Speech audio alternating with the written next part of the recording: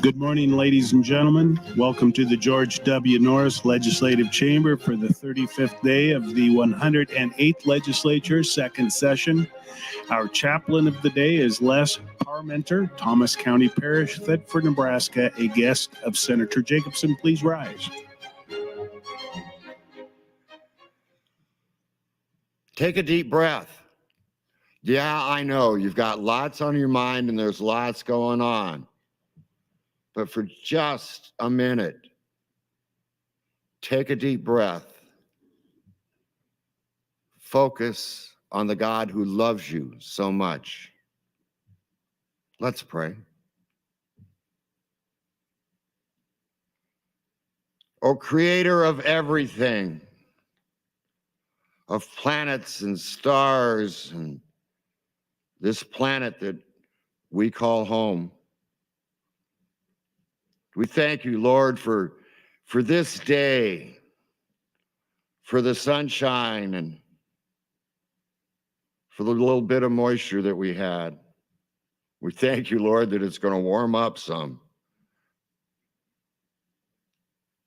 But we also thank you for this place where we live, for the land and the rivers and the sky, for the plants and animals who also live here with us. Holy God, I ask that you would bless these people who serve us, that you would be with them, you'd hold them close, because this is a diverse state, Lord. We have farms and ranches. We have businesses from mom and pop on the corner to multinational, multi-million-dollar corporations. There is such diversity here, and it is difficult to discern which path is best for most. So, Holy God, send your wisdom to guide these servants so that even with the differences that they have, which reflect the differences that we have, we can find a way to do what's best. Help us all to listen for your will, and then give us the strength to follow where you lead. We ask this in your name. Amen. I recognize Senator DeKay for the Pledge of Allegiance. Please join me in the pledge. I pledge allegiance to the flag of the United States of America, and the republic for which it stands, one nation, under God, indivisible, with liberty and justice for all.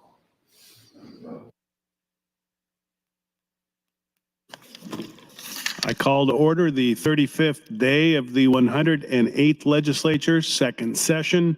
Senators, please record your presence. Roll call.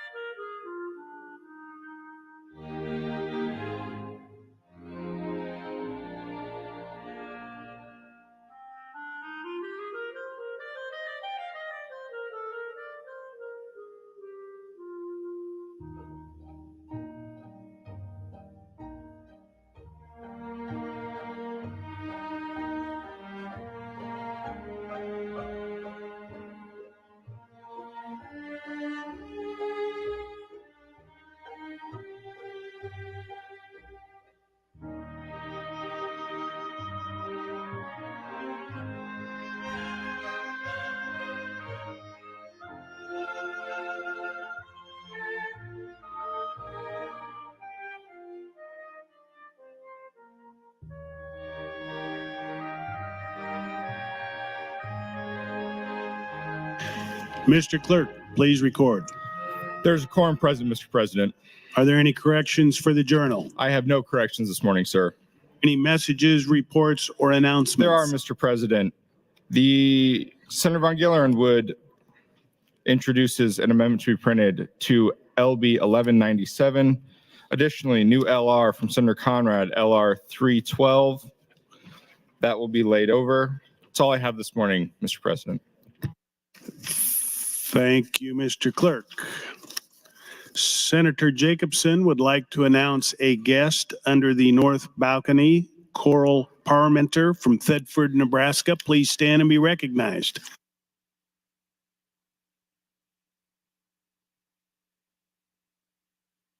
Senator Hunt would like to recognize a guest under the south balcony, Lawson Martinez, a student at Lincoln East High School. Please stand and be recognized by your Nebraska Legislature.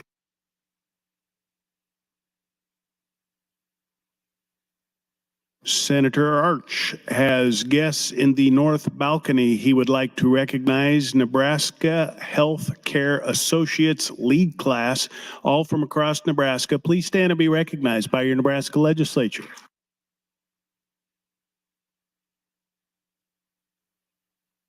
Senator Blood, you're recognized for. Senator Blood would like to recognize Paul Contreras, Tony Marsh, Alyssa Marsh Contreras, Ava Marsh Contreras, all under the north balcony from Bellevue. Please stand and be recognized by your Nebraska Legislature.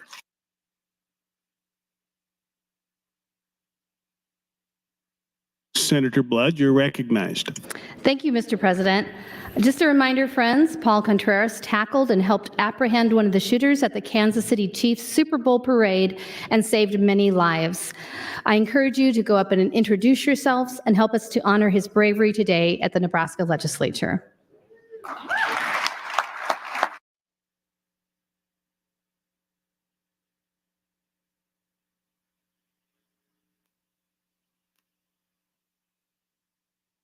While the legislature is in session and capable of transacting business, I propose to sign and do hereby sign Legislative Resolution 298.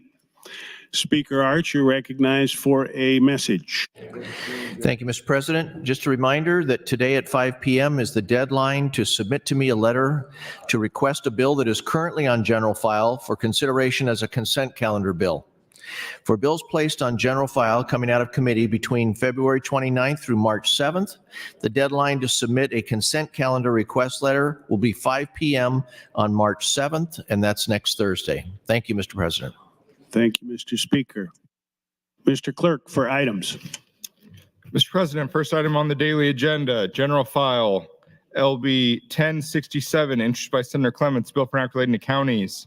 Adopts the State Prisoner Reimbursement Act, eliminates the inheritance taxes prescribed, changes provisions relating to inheritance tax reporting and refund procedures, changes the authorized uses of the County Visitors Promotion Fund and the County Visitors Improvement Fund, harmonized provisions repeals the original section, declares an emergency. Bill was read for the first time on January 8th of this year and referred to the Revenue Committee.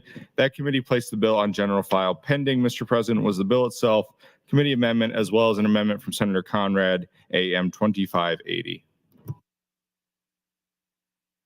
Senator Clements, you're recognized for a 1-minute refresh. Thank you, Mr. President. LB 1067 would phase out our inheritance tax over a 5-year period. I'm looking for some revenue replacement. I put some in the bill with the jail reimbursement, and I do have an amendment to remove the lodging tax part of it. I'd like to get to that amendment today to clean things up. And think we can figure things out. Also, I've got an interim study I'm going to be bringing that will look at unfunded mandates for the counties. And we're looking at some other revenue replacement for the counties. Still continuing to work on that. And I think this is an important part of our tax reform. And I want to do it with everybody on board, so we'll be working on it. Thank you, Mr. President. Thank you, Senator Clements. Senator Linehan, you're recognized for a 1-minute refresh on the amendment. Good morning, Mr. President, and thank you, colleagues. So the amendment changes the jail reimbursement from $35 a day to $100 a day. And it also changes how much the board could sweep from the visitors fund to only 50%. But I think Senator Clemens has also got an amendment. I think he just said to do away with the visitors that he would like to get to today. So it's the amendment deals with trying to make sure that the visitors center stays whole and that we get back more funding to the counties for jail services. Thank you, Mr. President. Thank you, Senator Linehan.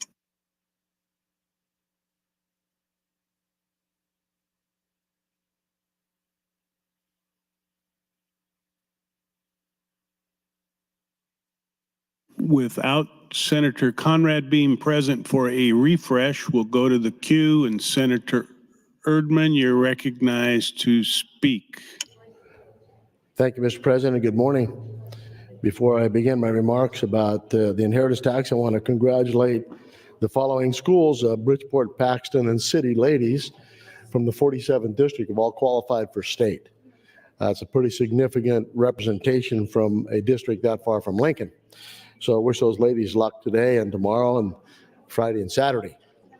So let's continue the discussion about the inheritance tax. I have information here on what Douglas County uses their inheritance tax for. And this is the last couple of years. I'll just go to 22-23.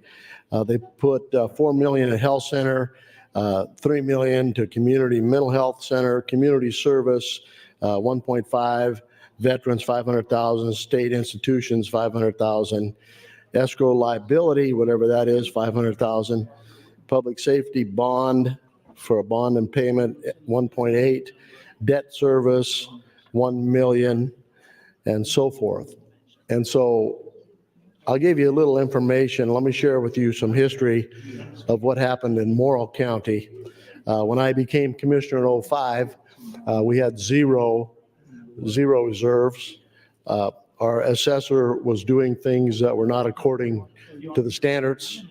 Our valuation had increased only 3% in 5 years, my first 5 years as commissioner. I began to search to see what the answer was, and I found that she was not doing the assessment correctly. And in 2009, February, we had no money even to make payroll. And so we made the decision on how to make the revisions in our budget to make it work. We then had to do a whole county reevaluation. And the point is this: if these county commissioners wanted to, if they would desire to, they can make a decision on how to make their budgets work without this revenue. And I speak from experience because we did it. And some of you in the room will believe this: if I can do it, anybody can do it. And so that is proof that what we're saying here today, and all these commissioners and Senator Raybould is trying to tell you, is that these people are inept and they don't have the ability to figure out how to make it work. I don't believe that. I believe these county commissioners are intelligent people, these supervisors. They can make the necessary adjustments they need to make and make this work. And they don't have to make cuts in their service. They can also figure out how to adjust their budget on those things they want and those things they actually need. And that's exactly what we did in Morrill County. We dealt with the things that we needed, and the things that we wanted, we had to put those aside. So as we proceed with this discussion, I would assume that everybody in this room has probably already made up their mind. The sad part about what's happening here today with this filibuster is we're not allowed the chance or the opportunity to get to the amendments to this that make this better. And Senator Clements has an amendment to take away the tourism dollars, and there are other amendments that are significant that should be considered on this bill. And so when we have an opportunity to filibuster a bill and we stop the opportunity to make it better, that's not what the people in Nebraska sent us here to do. And so I would encourage those people that are doing the filibuster to rethink what they're trying to do and understand that we cannot continue to operate under the guise that we want to take money from people who can't vote for us. And that's exactly what happens in those county commissioners discussions. When someone inherits land, they don't live in that district and they don't vote for them, they're not too concerned about how much they have to pay. And so it's an issue that we need to deal with today. We should have dealt with this a long time ago, but we've chosen not to because we put off the difficult decisions and we kick the can down the road. I think it's time to stop kicking the can down the road and fix it. So that's my comments this time. Thank you. Thank you, Senator Erdman. Senator Raybold, you're recognized to speak. Thank you. Good morning, fellow Nebraskans. And I just want to address a few things. You know, I couldn't disagree more with Senator Erdman. Having myself served as a Lancaster County Commissioner and as a business owner, I remember when I started as a county commissioner, I was so gung-ho. I was going to reform government. I was going to create greater efficiencies. I was going to come up with solutions that we needed to make ASAP.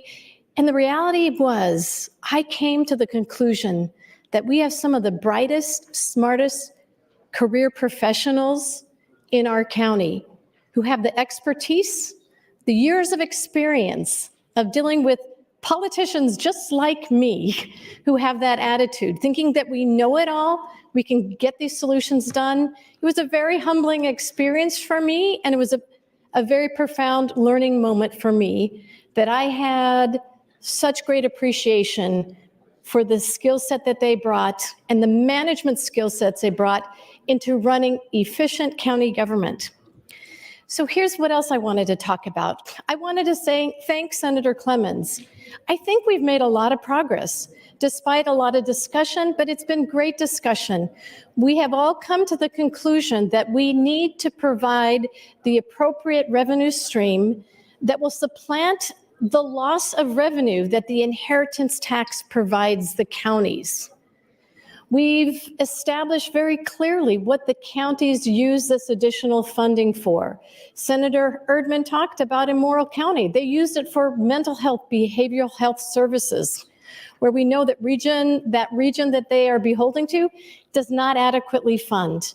We know that Medicaid does not adequately fund a reimbursable rate that allows therapists and other clinics to stay fully operational and in the black. So I really appreciate that acknowledgement. You know, what I also wanted to acknowledge today is that independent survey that was done that I referenced a few times by New Bridge Strategy, done in 2023, their conclusion again is spot on, and it's a conclusion that we're all coming to. And I also want to thank Senator Clemens for talking about doing an interim study.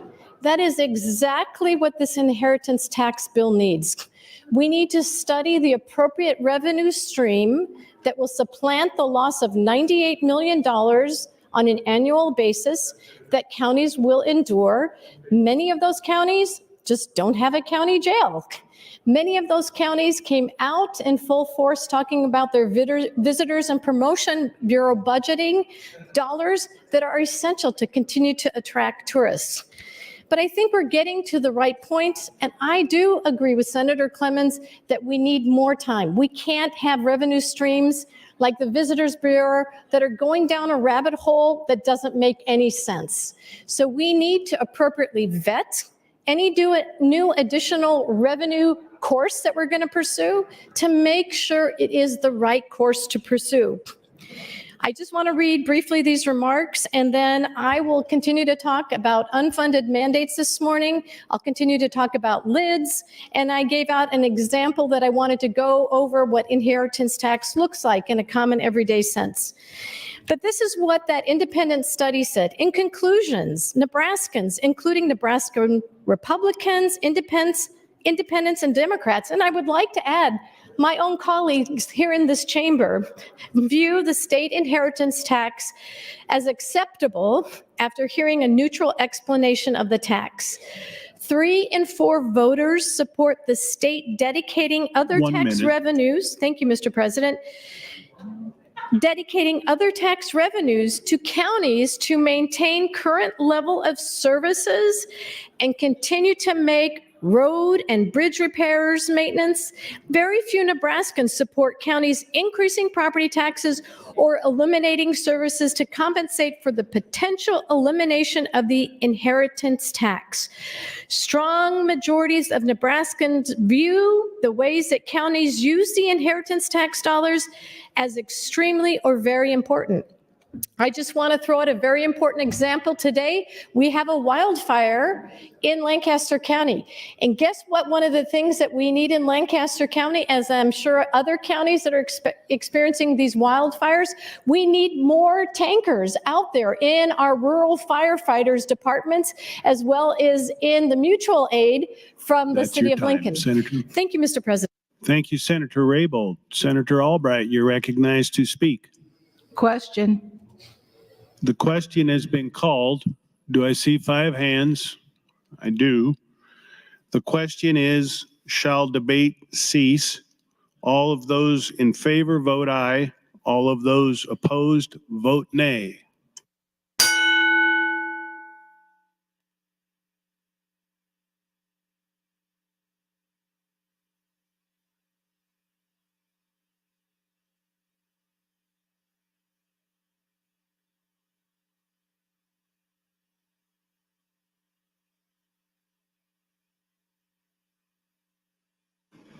Record, Mr. Clerk. 28 days, 4 nays, cease debate, Mr. President. Debate does cease. Senator Conrad, you're recognized to close on the amendment. Thank you, Mr. President. Good morning, colleagues. I wanted to thank everybody for their thoughtful comments and perspective and good data and good points of consideration in regards to the bill that Senator Clements has brought forward. I think how we have thus far structured the debate has been thoughtful and meaningful. It has also allowed, beyond building a thoughtful and important record, it has also allowed for a lot of organic and meaningful conversations on negotiations to happen off the mic. So in regards to those conversations, I think that there has been an agreed upon effort this morning to remove some of the pending amendments to allow for Senator Clements' amendment in regards to the tourism component of the underlying bill to come up. There seems to be widespread consensus that that component needs to move. I do believe that that amendment will be where we spend the remainder of our time as we work through a full 8 hours of debate where we're at. And then additionally, those conversations on negotiations will continue to happen in regards to the timing, when and if this measure moves forward and how it will be implemented, components related to revenue replacement with county jail reimbursement to make sure it is comprehensive and sufficient to ensure the needs of all counties and to address the unfunded mandates that come with the present arrangement. Because I think there seems to be a clear consensus that moving too fast or too far in regards to the inheritance tax will put too much pressure on local property taxes, which is something we're all deeply, deeply concerned about. Additionally, there has been a significant amount of organic interest and energy in regards to the idea that I put forward in the amendment. Now, it's clearly a placeholder amendment, and we're waiting for fiscal to get back some numbers to help better guide the conversation moving forward. But thinking through as part of the negotiations, some sort of upper echelon, some sort of upper limit where we may retain the inheritance tax in some form or another to ensure that we are providing appropriate revenue streams to counties and to ensure ensure equity in our tax policy, and to make sure that we're thoughtful about removing the existing components of the inheritance tax, which again, it seems to be a significant amount of agreement and consensus present, that it's ensnaring too many middle-class families and too many family farmers. So there's a lot of moving parts on this. That's not a bad thing, but I wanted to signal to the body kind of where we are in regards to some of the negotiations and conversations, what's going to be happening procedurally so that we can get the consensus amendment up to center the remainder of the debate for 8 hours on general file. And then, of course, recognizing and understanding that if we're not able to find a meeting of the minds or consensus, that the filibuster will continue and we will force a vote on cloture, which remains to be seen whether or not there's enough consensus in the body to move any reforms as proposed under 1067. But I'm pleased with the tenor and tone of conversation. I am grateful for the thoughtfulness by all parties. And with that, Mr. President, thank you, and I would withdraw my amendment. It is withdrawn. Mr. Clerk. Mr. President, next amendment on the bill. Senator Clements would move to amend the committee amendments with AM 2562. Senator Clemens, you're recognized to open on the amendment. Thank you, Mr. President. AM 2562 is very simple. It strikes Amendment 2 and inserts the following new amendments. Strike sections 13 and 14 and renumbers the remaining of sections.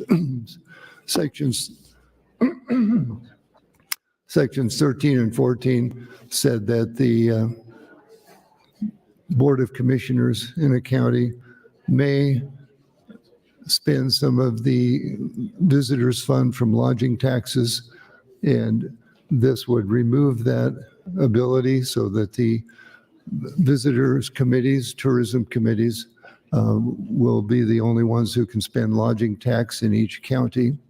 And I was looking for some revenue that could replace county revenues with inheritance tax and replace inheritance tax, excuse me. And in looking at how much this would generate, I was thinking that the tourism committees might have built up reserves like the inheritance tax reserves have been built up in a lot of counties.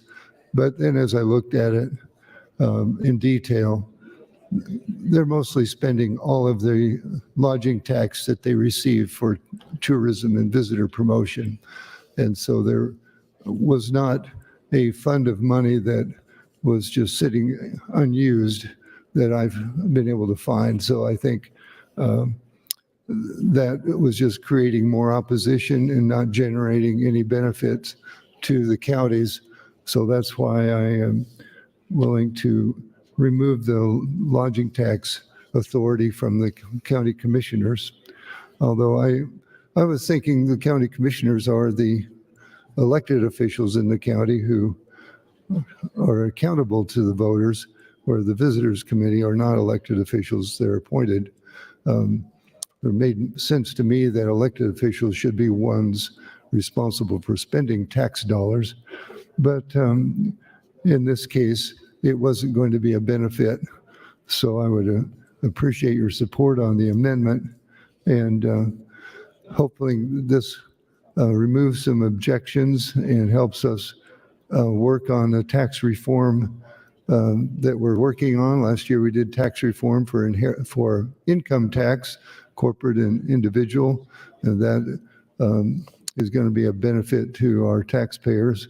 And we increased funding for education by $308 million, and that's lowered property tax.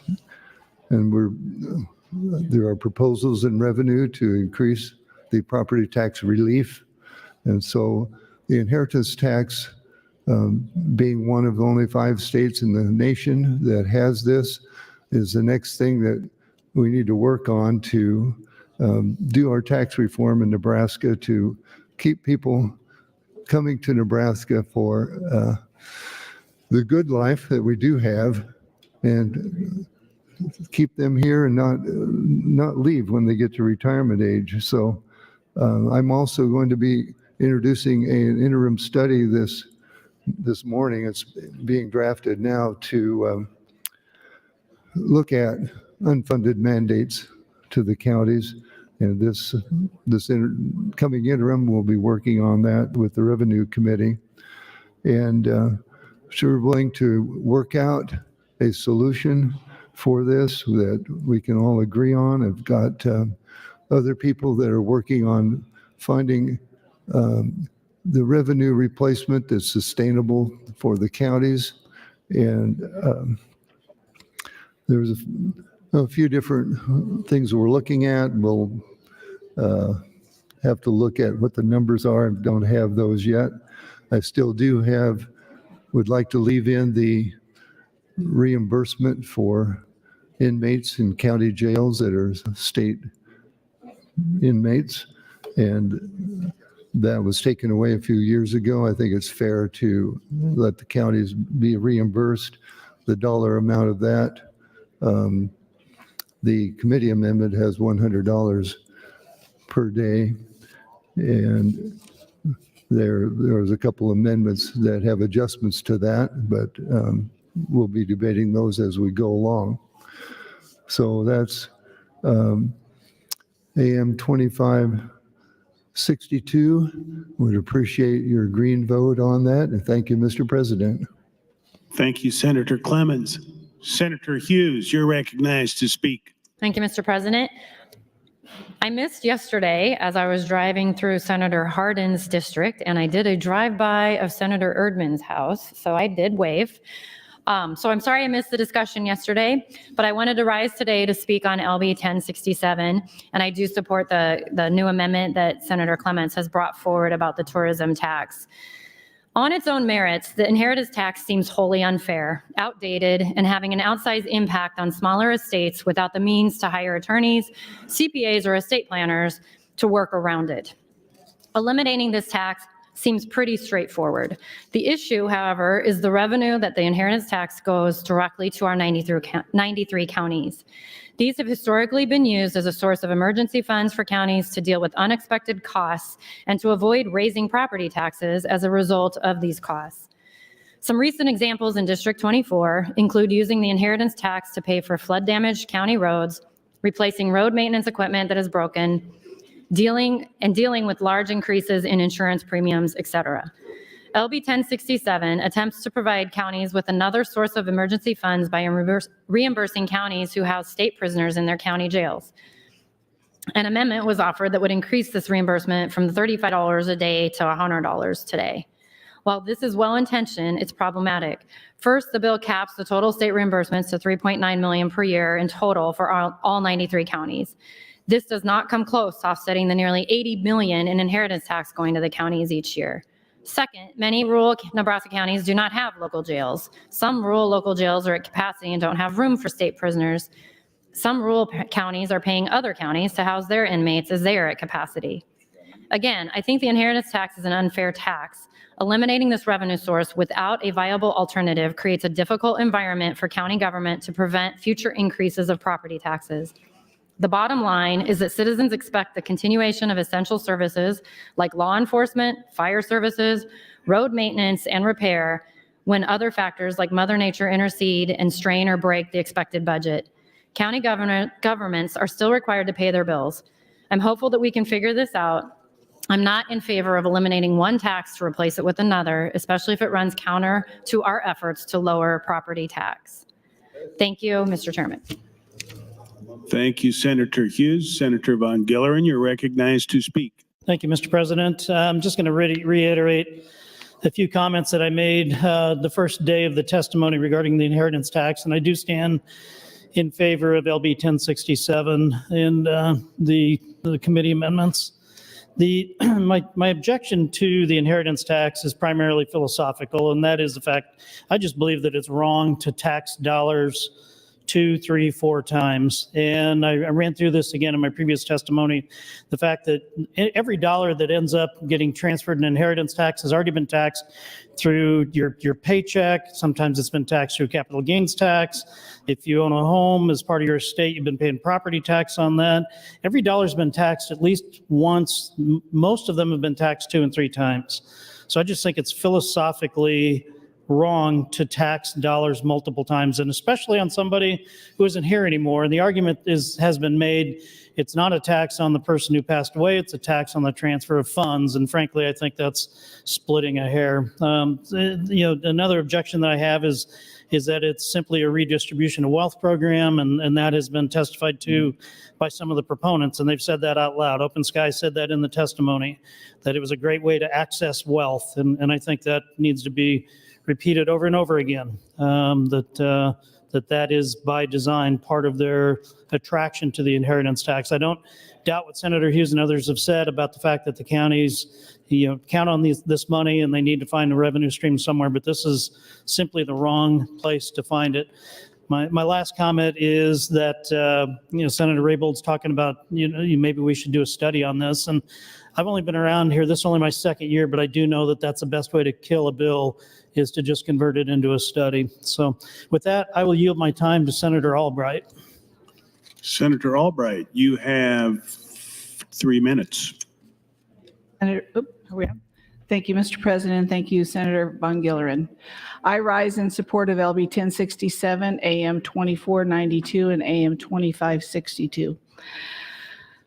I was off the floor yesterday, but I have an idea that the conversation is supposed to be going for 8 hours. And I know that in this body, we have maybe 26 days left to get this figured out.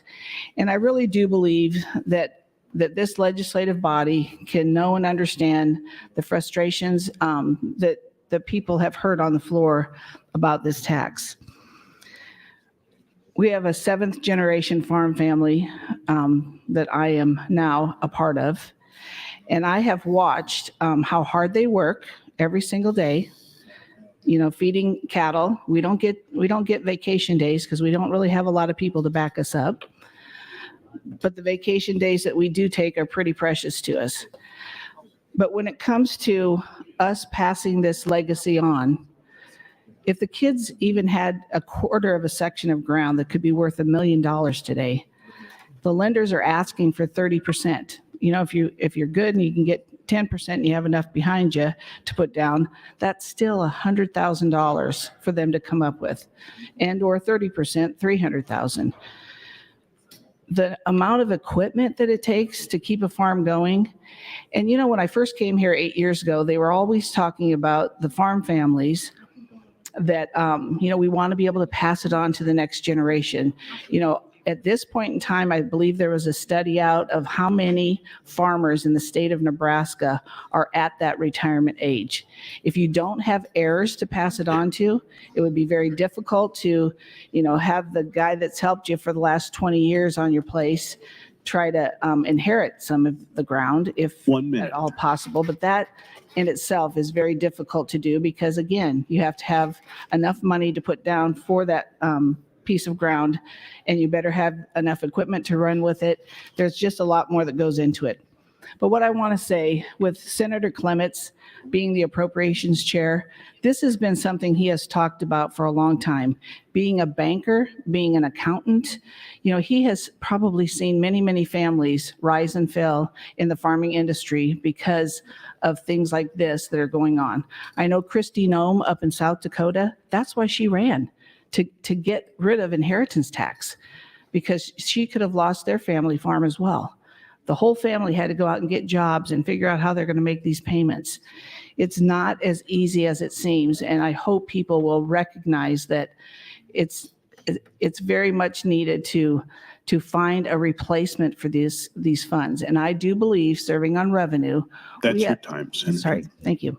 Thank you, Senator Albright and Senator Von Gillerin. Senator Clements, you're recognized to speak.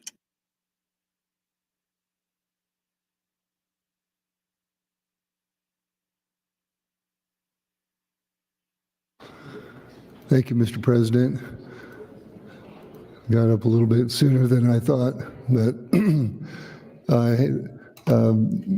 amendment on the board is the removal of the lodging tax access from the county board, and lets the visitor committee control that completely. And I just want to let you know that I'm working on some revenue replacement ideas, and it may take till we get to select to do that. I would appreciate a vote to move this bill to select, and then you can evaluate at that point. I think we'll have at least enough revenue replacement to cover what the first year loss is, revenue decline is. If you looked at my sheet, the revenue decrease is $12 million estimated the first year. The counties are estimating more. In the second year was 15 million. That's the minimum amount I'm looking for to provide so that we have no effect in the first year of this bill. Then, but looking for a broader replacement after that. Continuing to work on that. And with that, I'll come on the microphone later with more information, but I'd like to yield the rest of my time to Senator Albright.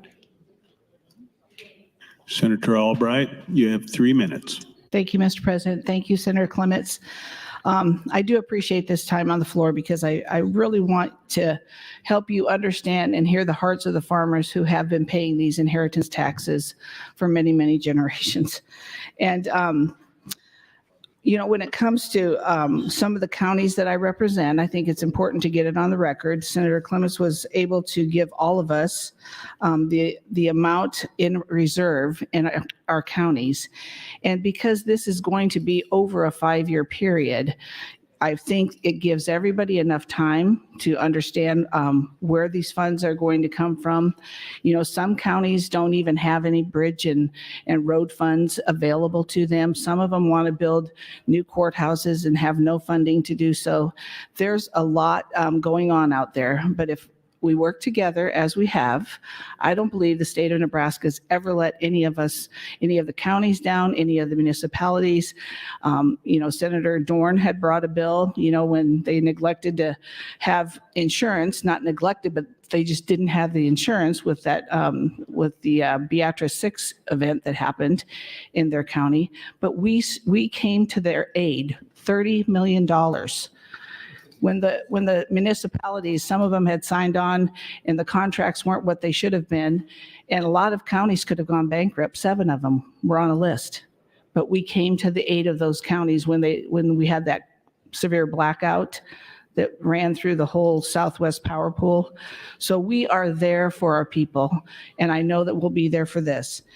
So I represent Dakota, Dixon, Thurston, and Wayne. In Dakota County, they have about 3.5 years. They have $1.6 million. So again, being able to make this, figure out how this is all going to work over that period of time should be ample time to get settled in. Dixon County is at $3 million with 5.5 years of inheritance tax in their coffers. Thurston County is at 1.5. They have 4 years. And Wayne County, $753,235 with 1 year. So again, we'll get this worked out. It's going to take some time, but I know that that if the governor is willing to look at 40% reduction in property taxes, I know that we have a lot of irons in the fire, and I understand that it's kind of like we have the cart before the horse because Senator Clements, being appropriations chair, has a lot on his plate right now.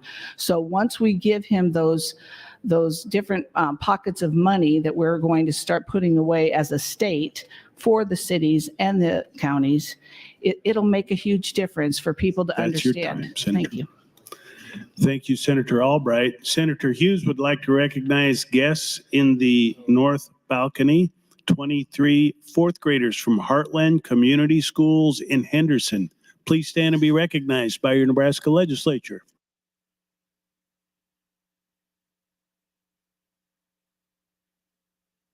Senator Lowe would like to recognize the physician of the day, Dr. John Jacobson of Kearney. Please stand and be recognized by your Nebraska Legislature. Mr. Clerk, for items. Mr. President, your Committee on Revenue, chaired by Senator Linehan, reports Legislative Bill 1019, 1095, 1151, and 1113 to General File 1113 having committee amendments. Additionally, new A bill, LB 1061A, introduced by Senator Ibot's bill for an act relating to appropriations, appropriates funds aid in the carrying out of the provisions of Legislative Bill 1061. That's all I have this time, Mr. President. Thank you, Mr. Clerk. Senator Linehan, you're recognized to speak.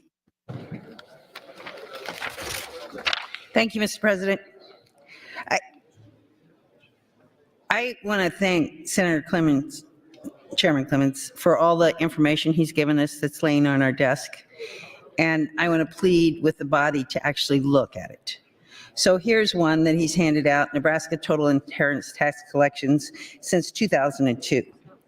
So what's going on with a lot of our programs in the state, and part of the county's concerns and part of is we have, for the first time, the last couple of years have had real inflation. But if you look at this chart, in 2019-20, the counties collected $63 million. In 22-23, they collected $99 million in inheritance tax. That's a 63% increase. Because why is that happening? Because you don't have to have very much anymore to have $1 million. A farm, an 80, a house, a couple of cars. I mean, this is so silly that currently the exemption for a niece and a nephew is $40,000. I don't know if any of you bought even a used car lately. I bought one not that long ago, and it wasn't 40, but it was more than 30. And I have a house and 80 acres and not very good farmland, CRP, but it adds up pretty quickly. And I'm sorry, I'm not rich. I have kids, children who will inherit, but I have a sister that doesn't have any children. Why should a niece and nephew have to pay inheritance tax on everything over the car? So they've got a car, there's your, or maybe two cars, two used cars, $40,000. Have a house, a couple $100,000. Have 80 acres, depending on where it's at. Let's say 300,000. Again, I'm from not so great farmland. They ought to have to pay 11% inheritance tax on that. It's mean, guys. It's what it is. It's mean. You take a couple or somebody who was never fortunate enough to get married, doesn't have family, kids, who are like most of us are lucky enough to have. I know it's a lot of effort to raise a family, but you always have somebody to call.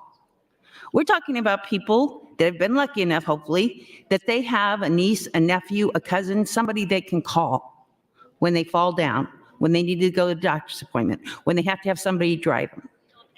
And those people have been there for them for, who knows, 30 years.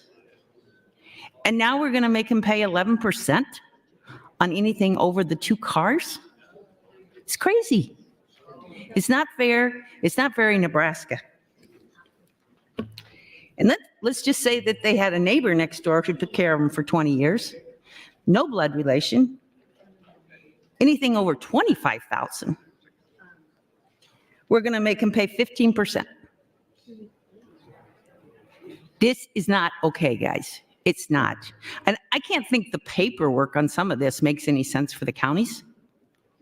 Like, really? You're going to chase down somebody who's got a couple of cars and maybe a house that's 80 years old that might sell for $25,000? You're going to chase them down and collect you $1,000 or so in inheritance taxes. Really? 1 minute. Not worth your paperwork. And the idea that somehow the counties cannot survive with this cliff effect, it's not a cliff effect. It's 5 years. And as Senator Albright was just saying, according to something else, again, if we just would look at what the chairman is offering us, it's the counties currently have 4 years of inheritance tax in reserves. They have 4 years in reserves. We're giving them 5 years to adjust. That is not a hard math problem, guys. It's not. Thank you, Mr. President. Thank you, Senator Linehan. Senator Dorn, you're recognized to speak. Thank you, Mr. Lieutenant Governor. Thank you, colleagues. Yesterday when I got on the mic, I'll get on again to say, and I agree with Senator Linehan, I'm 100% with eliminating the inheritance tax. I think that is the proper way to go. I think that's what we should do. When I talked yesterday, though, for me, the number one issue is the funding, and why should those counties now have to pick up 75 million or 90 million in funding, and where will it ultimately come from? And probably most likely some of that will come from property taxes, not all of it. But I did get a handout yesterday from, this comes from what the counties have to turn into listing their budget, listing what they have in inheritance tax and all of that when they give their budget in by September 25th about or whatever. Has some interesting things on it. It lists everybody's budget. It lists what everybody has in an inheritance fund. It also lists what each county has in the cash reserve.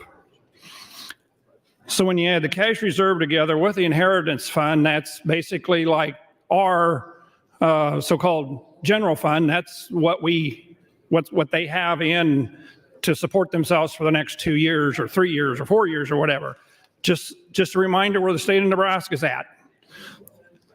We have about approximately a $5.5 billion yearly budget. 16% of that puts us at about $880 million. We did end the fiscal year. We ended the fiscal year at, I believe, Senator Clemens would have to correct me, but it was in the $858 million range. So we are right at that 16%. To put that also in context, when I came here 6 years ago, we were at 300 million, not 850 million. It's grown over time. We were up in the $2.3 billion range because of other funding, and last year we appropriated a bunch of that funding. But state of Nebraska, our budget, we are right at the 16%, 5.5 billion, 880 million, we have 850 million, so we're right there. This sheet of paper shows who, if you add the inheritance and their cash reserve compared to their budget, who is in the red or who is short an amount or who has an extra amount. The interesting thing is 45 of them are in the red. They have less than the state of Nebraska. Less than that 16% when you add those two together. 48 of them are in the black, or in other words, half of those counties have more funds in their reserve than what we do, than the state of Nebraska has for their budget, what we have in our general funds.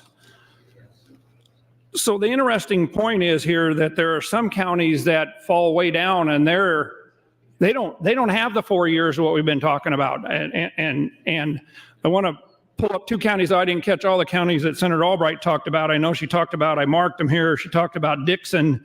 They have a $19 million budget. They have inheritance right now of $3 million, just a little over. Their cash reserves at $1.152 million. So they have 900, when you add those numbers together, they have 964,000 extra dollars in their so-called fund like what we have. I know another one that she talked about was Thurston, $13 million budget, $1.58 million in inheritance, $1 million in cash reserve. They're 404,000 so-called extra in what they look at. But I want to pick out another one here, Dawson County, which is in Senator Slama's, Dawson County.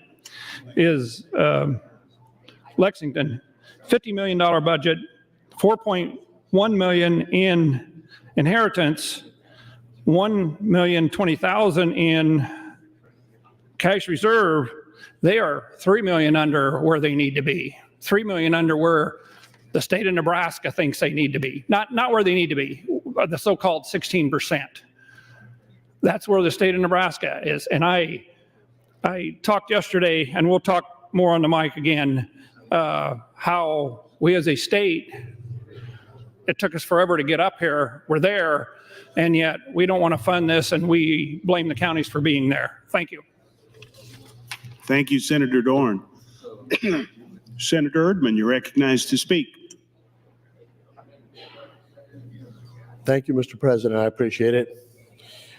So I listened to Senator Dorn and also tried to absorb what Senator Roybolt said.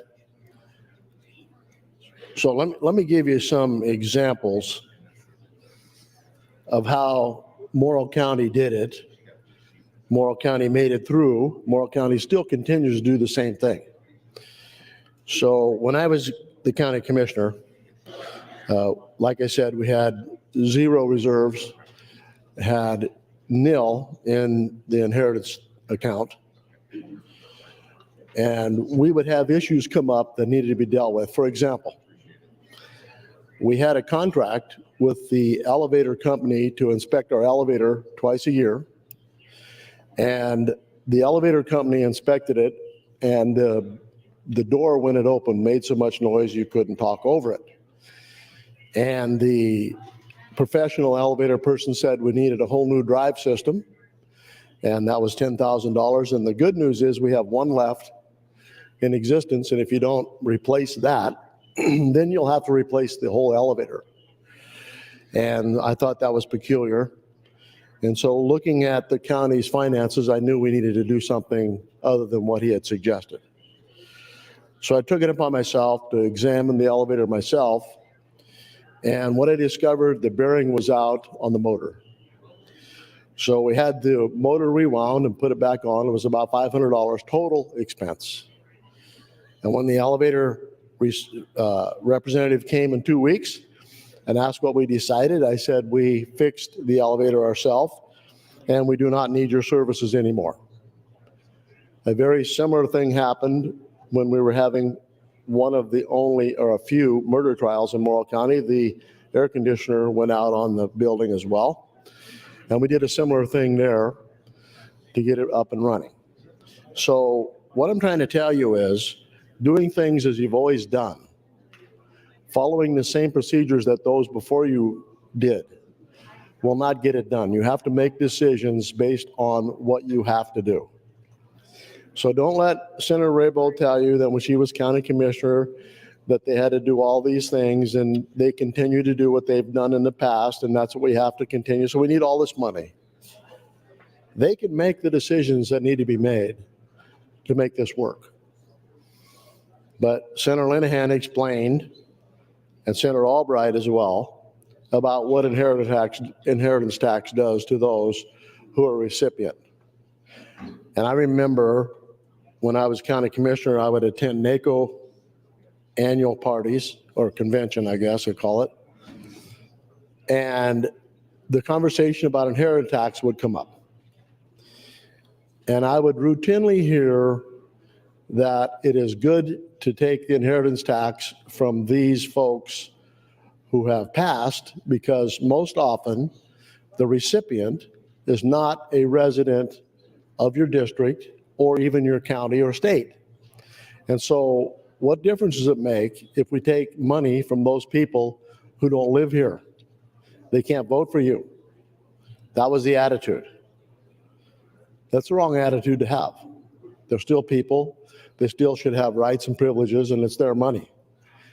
Senator Von Gillen made a comment last week. Everything you have, you paid taxes on the money before you paid the mortgage. Then after the mortgage was paid, you keep renting from the county. And every year you pay your rent. 1 minute. And you continue to pay that rent until you die, and then they tax you again. Now tell me how that makes any sense. And I would like to have those people that are opposed to 1067 tell me how that is not regressive. Tell me why that is a good idea, that once you've paid taxes for a number of years on property and you die, then they should tax you again.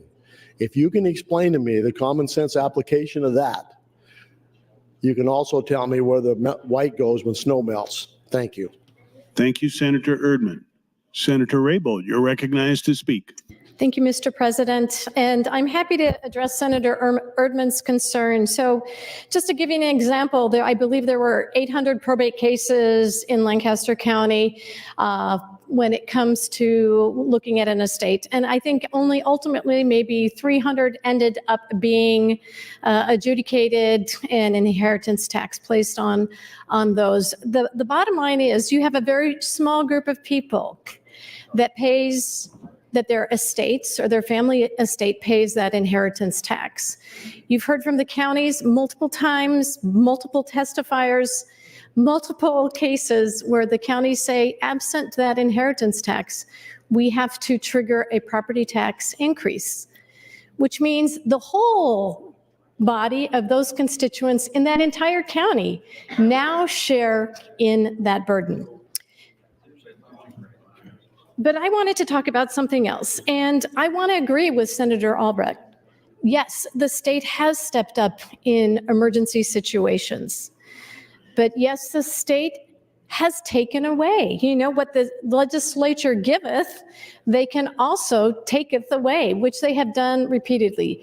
I've said this about 10 times already in this legislature, started as county commissioner, did away with state aid to cities and counties. That hasn't been supplanted since I've been around in elected office.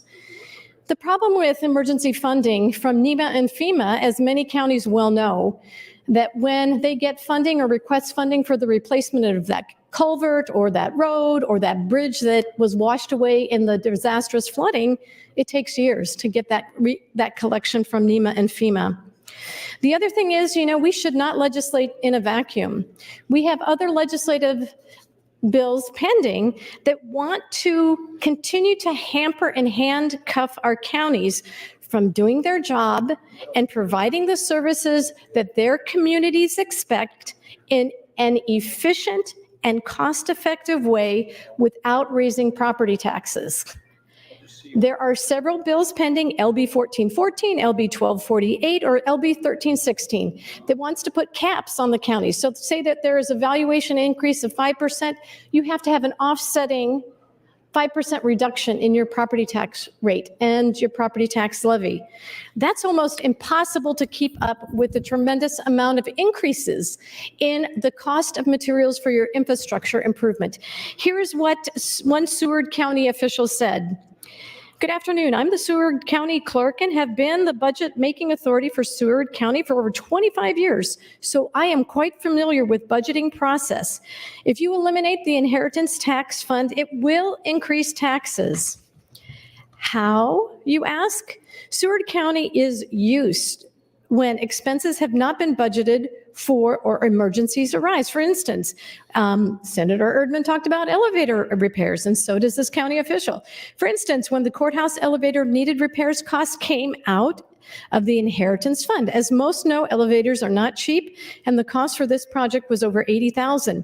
If this expense was not paid out of the inheritance fund, we would have had to raise money through property taxes. We also used the inheritance fund to transfer money into the general fund to help keep the property tax levy down. I'd like to repeat that line. They transfer it to the general fund to help keep property tax levy down.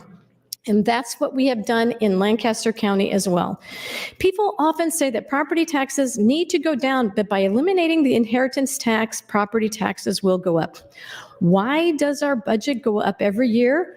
Well, our health insurance rates, thank you, Mr. President, our health insurance rates were up over 5% last year.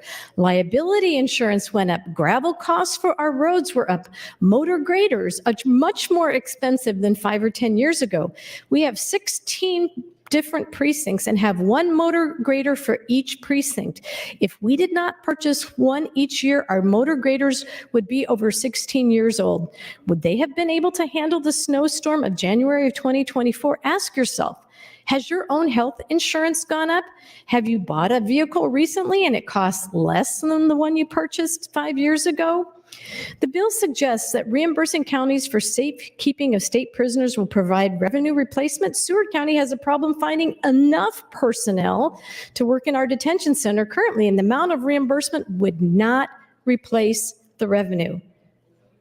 The inheritance tax fund statutes were changed 2 years ago by decreasing revenue to the county. Please do not change it again. Senator. Thank you, Mr. President. Thank you, Senator Raybould. Senator Dungan, you're recognized to speak. Thank you, Mr. President. Good morning, colleagues. I do rise today generally opposed to LB 1067 and also opposed to the amendments on here. I haven't spoken much on this yet. We've been dealing with a number of other things, but I just wanted to take a step back and kind of talk a little bit about my personal beliefs with regard to the inheritance tax and where we are with regard to that revenue stream. I do sit on the revenue committee, and so I am privy to these hearings and these conversations. I would agree with a number of the comments that have already been made today about some of the elements of the inheritance tax I think that people find problematic, right? I understand the notion that if somebody receives this inheritance and it's already been taxed time and time again, that it could be problematic. And I understand sort of that emotional reaction that we have towards it, because it is, combining taxes with the passing of people that could potentially be close to us or related to us. And when you have those two things conflated, it becomes complicated. But I do think, as we've talked about in other bills, we need to be making decisions in this body based on data, and we need to be making decisions in this body based on numbers. And when I talk with the individuals who frankly know far more about the numbers than I do, from their personal counties and from where they come from, they raise a number of what I believe are legitimate concerns. At the end of the day, what I think LB 1067 comes down to is whether or not we are going to have adequate funding for counties to be able to provide essential services and to be able to plan into out years to ensure they can continue to have those essential services without putting a squeeze on them.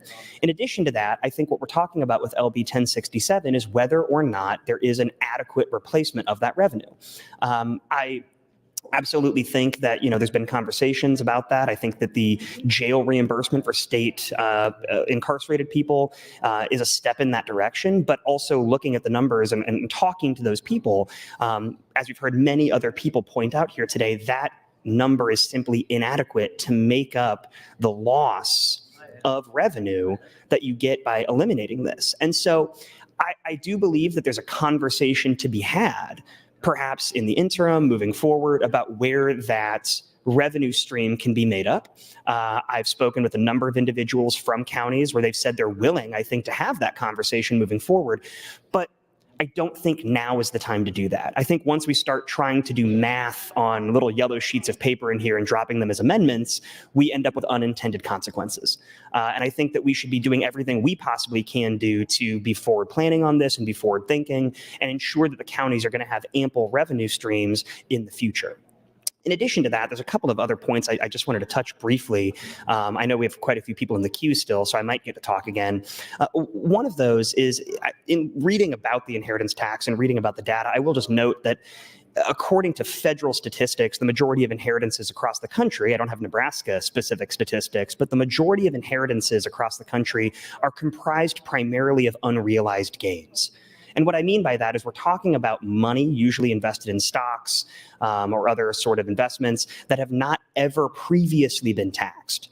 And so when we're talking about the concerns, with regards to multiple taxation on the same amount of money, I get that, but it just seems to me that the vast majority of these inheritances are not having that problem, that these are unrealized gains that are not previously being taxed. And so I think what we're trying to do by looking at that is addressing the overall pool of money and saying some part of that can be subject to tax depending on its amount. In addition to that, the inheritance tax, based on how we have structured it, is one of our few progressive taxes here in Nebraska.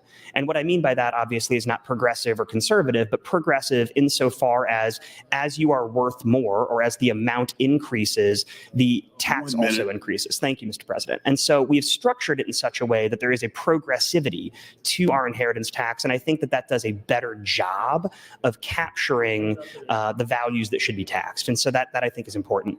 One last thing I'll say, because I don't know if I'm going to get to say this again today. I do think sometimes here in the legislature, we live in a bubble, and we need to make sure we remember that everyday Nebraskans often are struggling financially. I know that there's any number of amounts that we can look at for things like used vehicles or houses, but I have friends who are working full-time jobs, who are riding their bike to and from work because they can't afford to buy a used car, and that's real. And so I just want to make sure that we keep those people in mind when we're talking about money as well, because I think sometimes we can get a little bit off track, forgetting that there are people out there living paycheck to paycheck. There's people in here living paycheck to paycheck. And so I just think it's important we keep them in mind too. Thank you, Mr. President. Thank you, Senator Dungan. Senator John Kavanaugh, you're recognized to speak. Thank you, Mr. President.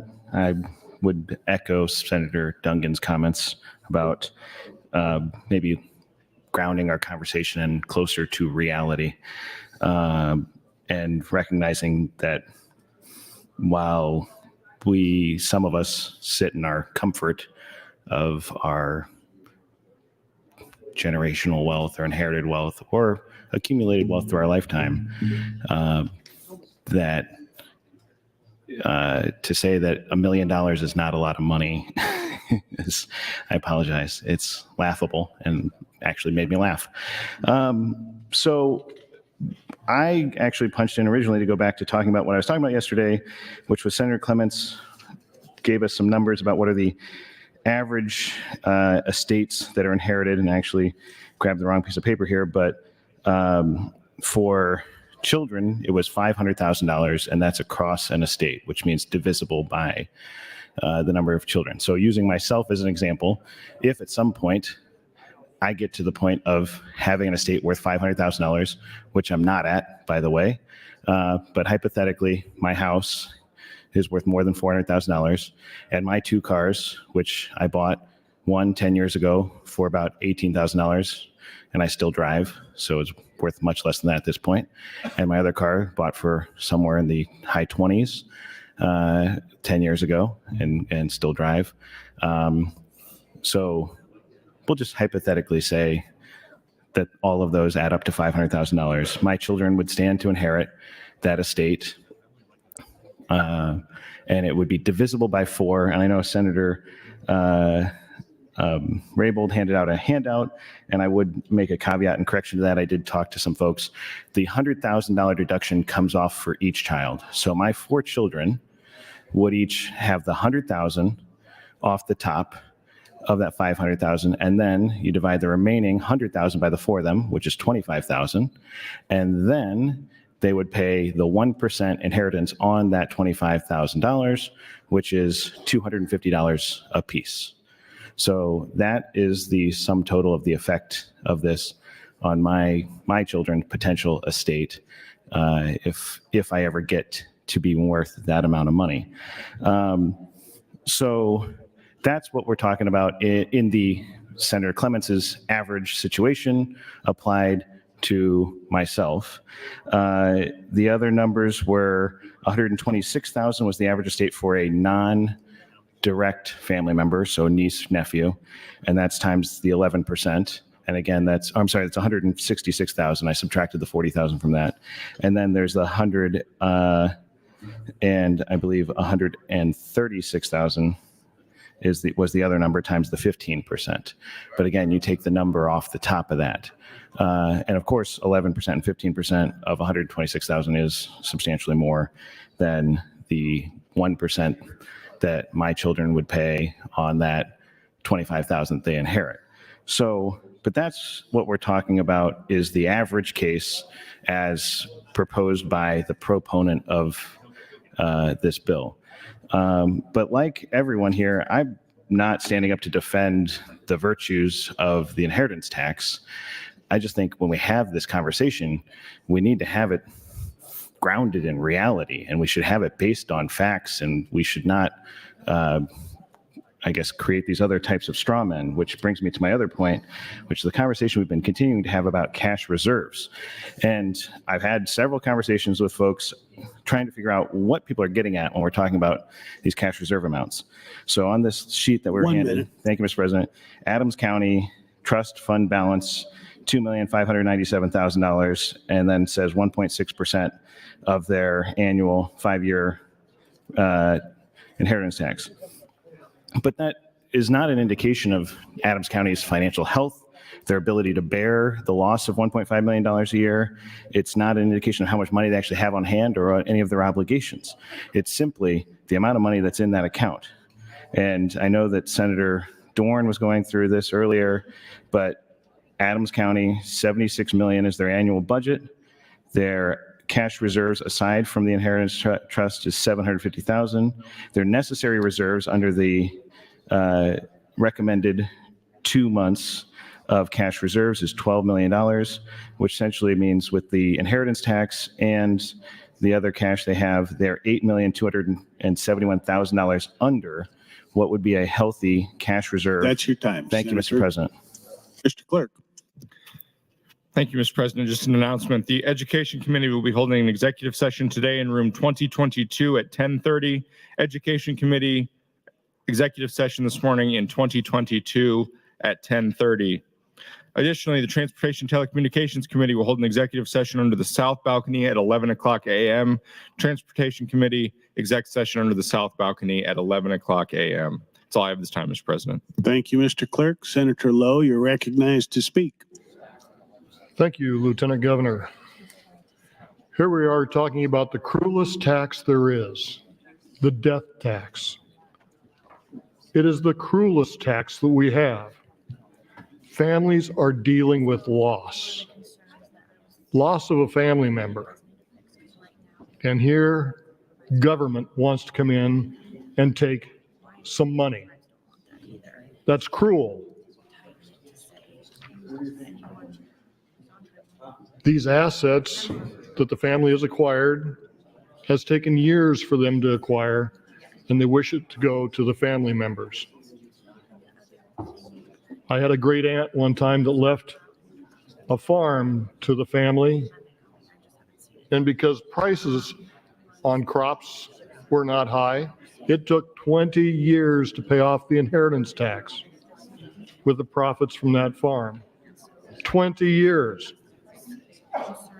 Families are dealing with grief. My father served on the Buffalo County Board of Supervisors for 10 years.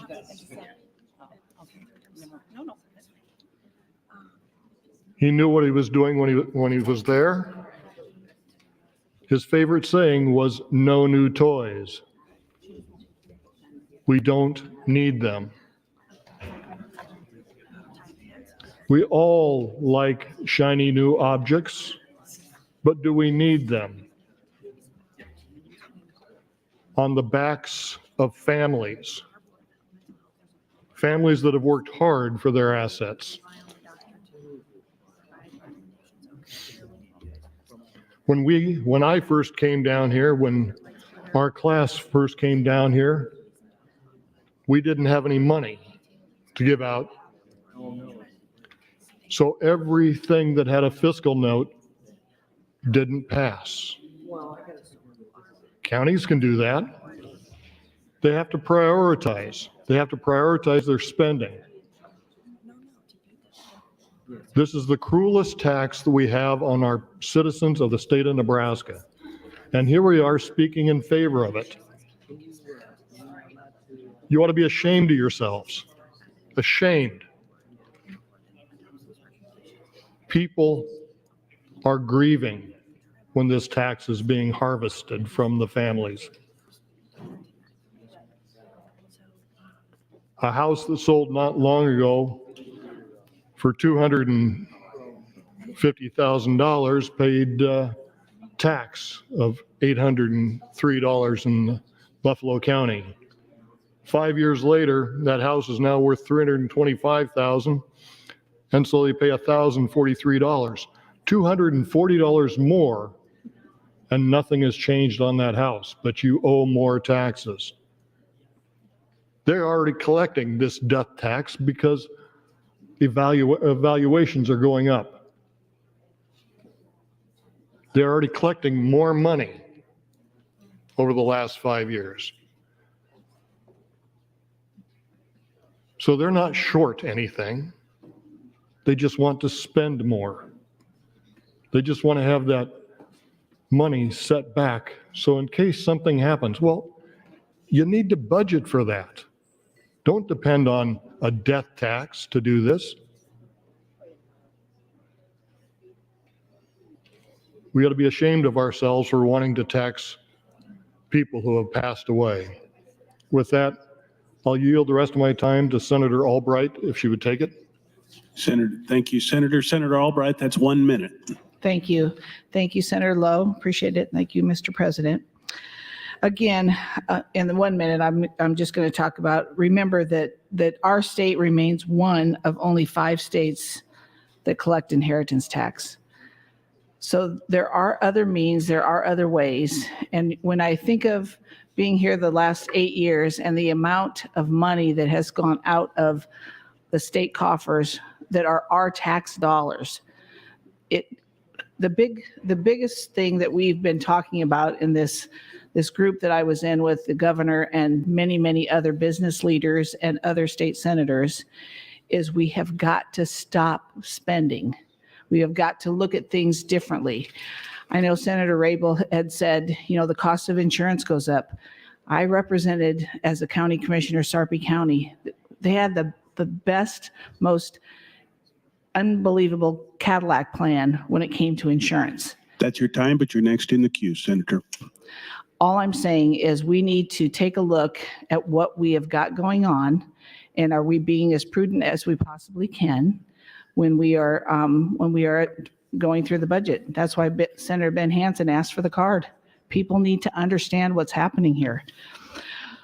Okay, I'm going to take the time right now to, in the Revenue Committee, when Senator Clements brought this forward, his twin brother came before us, and I like the idea that I can express to you and the public from an attorney's point of view what this looks like with the inheritance tax.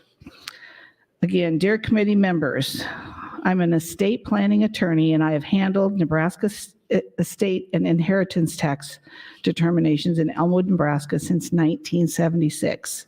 So the year I graduated. I support LB 1067 for the following reasons. Number one, the heirs of every descendant who resides in or owns real estate in Nebraska are subject to inheritance tax, except for a surviving spouse. No estate planning techniques such as revocable trust, joint tenant ownership, pay on death, or transfer of death beneficiary designations reduce this tax if the descendant retains ownership or use of the asset. This causes substantial delay and legal expense for the heirs of such estates. Number two, beneficiaries of smaller estates pay legal fees nearly equal to those of larger estates for Nebraska inheritance tax determinations in county court, since the process is nearly the same regardless of the value of the estate assets. Several attorneys have told me that the mandatory inheritance tax proceeding results in nearly the same legal cost, same legal cost for their heirs, regardless of the descendant's attempt to simplify the transfer of assets to his or her heirs. Elimination of the Nebraska inheritance tax could save those heirs thousands of dollars in legal and administrative costs. Number three, the examples in my handout show 2 estates that I've handled. The niece and nephew inheriting $300,000 estates owed about the same tax as the children who received $3 million. LB 1067 would immediately reduce the disparity in taxation by lowering the Class 2 and Class 3 rates to 5% of taxable property. Small estates would pay 5 to 12 times the tax imposed on the close of the relatives in Class 1 until the tax is repealed. Number 4, I currently represent a niece and nephew who have been forced to list their great-grandparents' homestead farm for sale so that they could pay their $40,000 in inheritance tax bill. LB 1067 will help to preserve families, farms, businesses, and retain residents who may move nearby states to avoid the Nebraska taxes. Number 5, I support provisions that reimburse counties for housing state prisoners. I believe Cass County built a large new jail anticipating revenue from state and federal correction funds. The county should be compensated for providing housing for those prisoners. And number 5, 50 years ago this month, the legislature adopted the Nebraska Probate Code, quote, to promote a speedy and efficient system for liquidating the estate of the descendant and making distribution to his successors, end of quote. LB 374 approved on 3/27 of 1974, Senator Lutke, Carpenter, Chambers, DeCamp, and others. It is time to make that policy a reality in Nebraska. I urge you to vote for the advancement of LB 1067. Thank you for your consideration. Richard L. Clements, Attorney at Law, Elmwood, Nebraska. You know, we really do need to take heed to what is going on with these family members. Again, this isn't some big corporation that's going to sell out and you know, somebody walks away with the money. This is a legacy of heirs that have worked these lands. In the Albright family, it's over 100 years. I mean, we have to do what we can to preserve that land just as our ancestors have, but more importantly, the money exchanged, whether you and the families keep growing, but it takes a lot to do what needs to be done on farms today and to keep them alive. We have the #1 industry in our state that it's crippling the families that are trying to rise above and have family members come back to the farm so that we can take care of things. That's your time, Senator. Thank you very much. Senator Kauth, you're recognized to speak. Thank you, Mr. President. So as I'm listening to the debate, nowhere have I heard anything about how counties are talking about truly looking at their costs. The first thing that has been said to us when we have heard these bills, this bill in revenue was public safety will be compromised. Oh no, the sky is falling, 911 won't work. We won't be able to pay for police or fire. If the first thing an elected official thinks to do to cut when they're faced with tightening their budget is emergency costs, that elected official needs to be voted out pronto.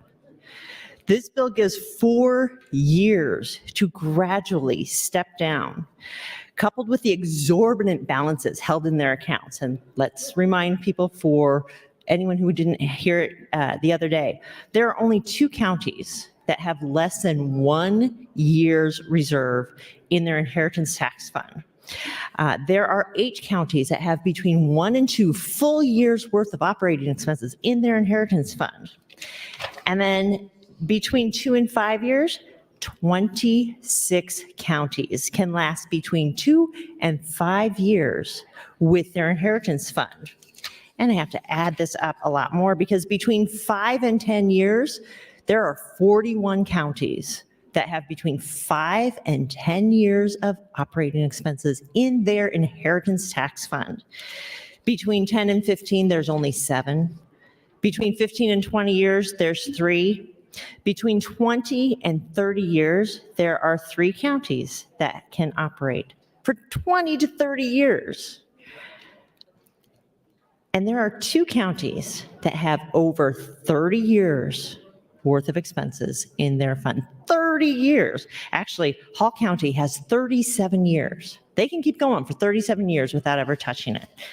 When we talk about replacement of a revenue stream, I start getting concerned because, again, we're not talking about what needs to be cut. How do we evaluate everything that we're doing and decide what is a need, like 911, and what is a want?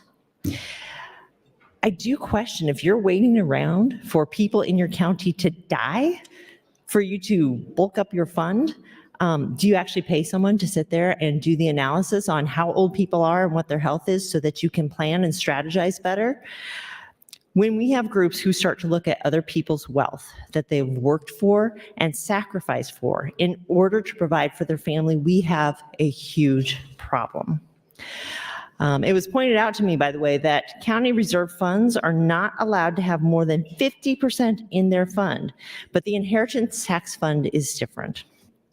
And on your desk, Senator Clements has passed out a list of all of the counties, and there's a lot of them that have more than 50% in this fund. Some of them way more. Thayer has 267.4% more in its reserve fund. Again, this is a tax that happens only because of the death of a person. They've paid property taxes on that property their entire life. That property, when it goes to the next owner, hopefully their child, hopefully, like Senator Albright says, it can stay in the family, they will continue paying property taxes on that. The only difference is that someone has died. That's not fair. That's not right. We're one of 5 states that still does this. And as you can see by the totals that are accumulating, it's not necessary. We run a pretty strict budget in my house, so I would be happy to sit down with the counties and go over anything that you have in your budget, and let's look at categorizing what is a need and what is a want, and figure out what it is that you can tighten your budget on. Thank you, Mr. President. Thank you, Senator Kauth. Senator Clemens, you're recognized to speak, and this would be your final time before your close on the amendment. Thank you, Mr. President. I wanted to go review this inherited tax plan and what the purpose of this bill is. It's an essential piece of the tax reform puzzle, and especially the priority here is keeping people in Nebraska, like we've been reducing taxes in other areas. And I've really appreciated so many people who have said they agree that the inheritance tax is an unfair tax and that we need to find a way to eliminate it without a lot of disruption. So I do want us to keep focused on the fact that 45 other states have figured this out, that we're able to figure this out. And I'm looking to consider replacement revenue, looking for replacement revenue, talking to people about that. And as it phases out, continue to replace revenue. I am introducing an interim study where I will continue to work with the Revenue Committee on revenue and unfunded mandates in counties. We've been talking, people have been talking about losing $90 million or so. That's not going to happen this year at all. We don't have to figure it all out this session. And I do have language in the bill that improves the reporting of inheritance tax so we can track it better. Looking at such things as a documentary stamp tax that counties get, which go to every county, mainly looking for things that every county would benefit by. They get some motor vehicle tax, and that would be another thing I'm trying to look into. Of course, the funding for state inmates and county jails, that's still in the bill. And I do appreciate all the remarks that I've been hearing about. It's been encouraging to me to hear that so many people are willing to get on board if we've come to a solution as to revenue. And I appreciate your patience and would be willing to work with anybody that has some suggestions. I am going to be talking with the governor, and he has some ideas, I believe. With that, I would yield the rest of my time to Senator Erdman, if he wants it. Thank you, Senator Clemens. Senator Erdman, you have 2 minutes. Thank you, Mr. President, and thank you, Senator Clements. I appreciate that. So as Senator Kauth was speaking about, you people sit around and try to figure out the age of people. So you can understand who may die so you can get more revenue in your inheritance fund. That's an amazing comment. It may very well happen. But I'm still waiting. I asked for people to explain to me the rationale for wanting to tax things after you have paid taxes all your life, and then you die, and then you tax it again. And it's been mentioned several times about how many states have this. We are the only state that the inheritance tax goes to the county. Otherwise, we'd have probably eliminated this. But for the life of me, I can't understand why they think that they need these funds when in fact they're so unpredictable. And in fact, for years in my county, we had very little, if any, inheritance tax. And then we had an infusion, a large tax, because the people who had passed didn't have any children. And so then their ranch was inherited by nephews and nieces, and they paid a significant portion inheritance tax. And so then they had to sell part of the ranch to pay the inheritance tax. So then, if you know anything about ranching, what happens then if you've sold part of your ranch, it may not be a sustainable ranch because it's not big enough after that, but they don't take that into consideration. And so 5 years to phase this out is way more than is needed. I have an amendment coming up that says it starts on January 1, 25, no more inheritance tax. That's your time, Senator. Thank you. Thank you, Senator Erdman. Senator Hansen, you're recognized to speak. Thank you, Mr. President. First, I want to give accolades to Senator Clements for all the work he's done on this topic and who he's worked with and trying to find some solutions to move a bill like this forward. This is a conversation I think in the 6 years I've been here, we've had multiple times. I know all throughout the years this has been a highly contested issue, so I appreciate the work Senator Clements and everybody else has done trying to find some good solution to this. I was hoping to maybe provide a little historical context about the estate tax or death tax or inheritance tax. This is the tax that I think has been around since almost the founding of our country. I think at the time they more termed it the estate tax, and that had to do, it was the idea that the framers of our Constitution and of that generation believed the idea that progressive taxation prevented the wealthy from becoming some form of, tyrannical aristocracy. And so the idea was their concern was the consolidation of wealth from generation to generation and the effect that would have on the citizens of our country. And they had a concern about that, which was laudable. They even kind of relied a little bit on the philosophy of Adam Smith and proportional taxation that was permissible. And so I think that's where, when we think about kind of where some of this kind of came from, and at that time, it might seem appropriate. However, at that time, and I don't think our founding fathers also had this intention with how we tax our citizens, was the idea that now we have property tax, we have progressive income tax, we have sales tax, which I believe might render some of their arguments mute when it comes to their concern about generational wealth and leaving land and wealth out of the hands of the many and going to the few. So I think we have some other elements, the way that we tax the whole three-legged stool, which is a conversation for another day, that would allow us then to not have an inheritance tax to help prevent some of that collection of wealth in the hands of the few. And so we already have some of those tools in place. So the idea that we necessarily need an inheritance tax anymore, I believe, is not true. However, I think, though, I think it's a good idea that we do find some creative solutions with the counties who have relied upon this income for many years to see if there's some way we can help supplement that and make sure that they are still able to kind of function to the degree that they see fit. And I know conversations that I have with NACO, with Senator Clements, with others, talking about maybe updating some of our fee schedules that we have.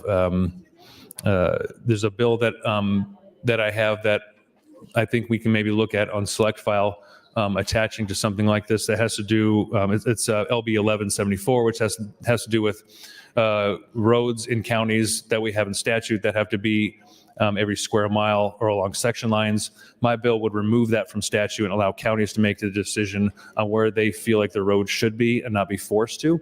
It also makes the process of eliminating a road a little bit easier without having to go through the whole process of having a study. You still have to inform, the people who live along those roads and have an ordinance and a meeting about it. And so I think that would help alleviate some of the, cost of taking care of roads. One of the topics, I know it's kind of an odd topic, and maybe some people have heartburn about this, but I think eventually down the road, I would like to see a conversation about how the state can start to incentivize county consolidation. I think the amount of government entities that we have in the state of Nebraska per capita is, I think, from my understanding, one of the largest in the country. And so I think we need to start looking at, do we absolutely need 93 counties in the state of Nebraska, and what role the state can play in helping counties make the decision to consolidate themselves, not force it, but more incentivize it. I think that would help kind of maybe cut down on some of the burden that counties see when it comes to their costs. The idea that reimbursement for jails and counties that I'm open to. That's your time, Senator. Thank you. Thank you, Senator Hansen. Senator Linehan, you're recognized to speak. Thank you, Mr. President. Good morning again, colleagues. So I've been in exec committee, so I haven't been on the floor for the last few comments, but I was here when Senator John Kavanaugh, I think he said he found it funny that $1 million was a lot of money. Not a lot of money. Well, yes, when you're young and your children are little, that is a lot of money. I understand that. But I was coming from the perspective of when you are 65 or 70 years old and you've worked all your life and you've paid taxes and you've paid for your home, and your biggest concern, and hopefully you start before you're 60, I started about 40, which I don't know how old Senator Kavanaugh is, but I'm guessing he's close to that. You have to think about how you're going to live after you can't work anymore, after you can't get up in the morning and go to your job. And hopefully you want to live a long time after that. So you have to have some money in the bank to do that. And one of your biggest concerns is, how am I going to make sure that I don't end up on Medicaid in a home? And I've looked at this, I've looked at it for the last 5 or 6 years. So with Senator Kavanaugh, I yield to a question. Senator John Kavanaugh, would you yield to a question? Yes. So Senator Kavanaugh, have you thought, I wouldn't think probably have, and I would be fine that, or I think you're in an age group where you don't really think about that, but have you thought about your senior years yet, when you're no longer working? I think about it more than I would like, yes. So have you thought about how much money you need to have, whether it's stocks, bonds, a home, that will keep you out so you will not, your family won't have to end up where you've lost everything and you're now on Medicaid? Have I thought about the specific dollar amount? I have not thought about that specific dollar amount, no. Do you have an idea of what it costs to stay in a nursing home when you're paying their full bill? I don't know how much that is, no. So you'd probably be surprised to think it's at least, I would say, $10,000 a month. I'm sorry, did you say a month? A month. I guess I haven't thought about it, but that probably sounds about what I would have guessed, somewhere around there. So $10,000 a month is $120,000 a year, right? Yes. So how long would $1 million last? 9 years. Well, hopefully you've got a good investment and it might last a little longer than that. So then when you get to that age, Senator Kavanaugh, $1 million all of a sudden is not enough unless you're going to end up on Medicaid. So the world looks different from where we stand, but what we're doing with the thank you, Senator Kavanaugh. Thank you. when you get to this age where you're thinking about inheritance taxes and who you're going to write your will out and who's going to inherit your money, the first thing you have to do is have enough money to have anything left. And I would, now maybe you'd be like my mom, who lived to be 97 and she spent like 2 weeks in a nursing home. And actually, my mom and my aunt were about the same age. They're depression babies. They lived, my mom's in heaven, so she won't get mad at me.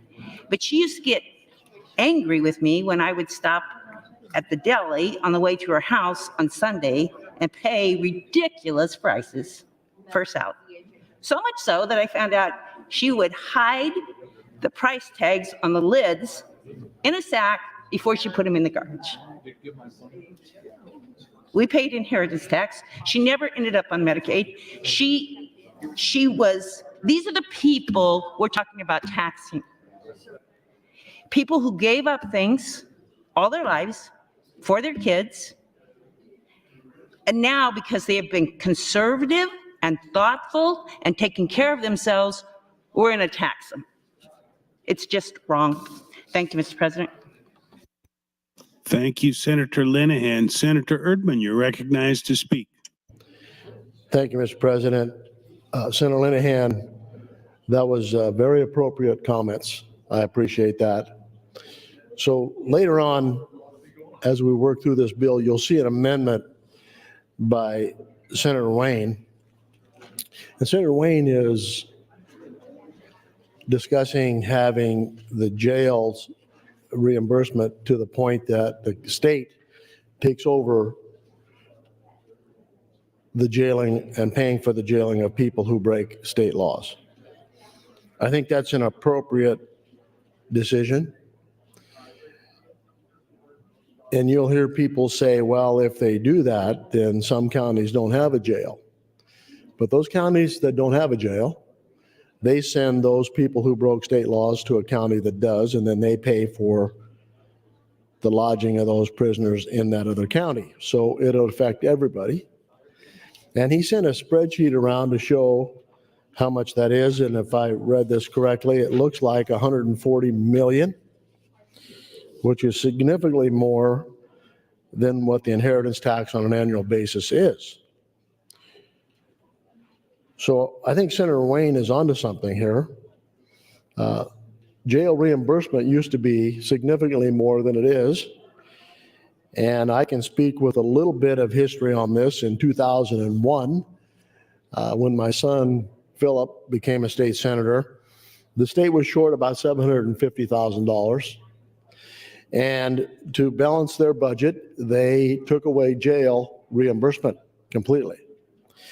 And he told them, the legislature at that time, he was in favor of doing that if, when the revenue came back, that they would reinstate it.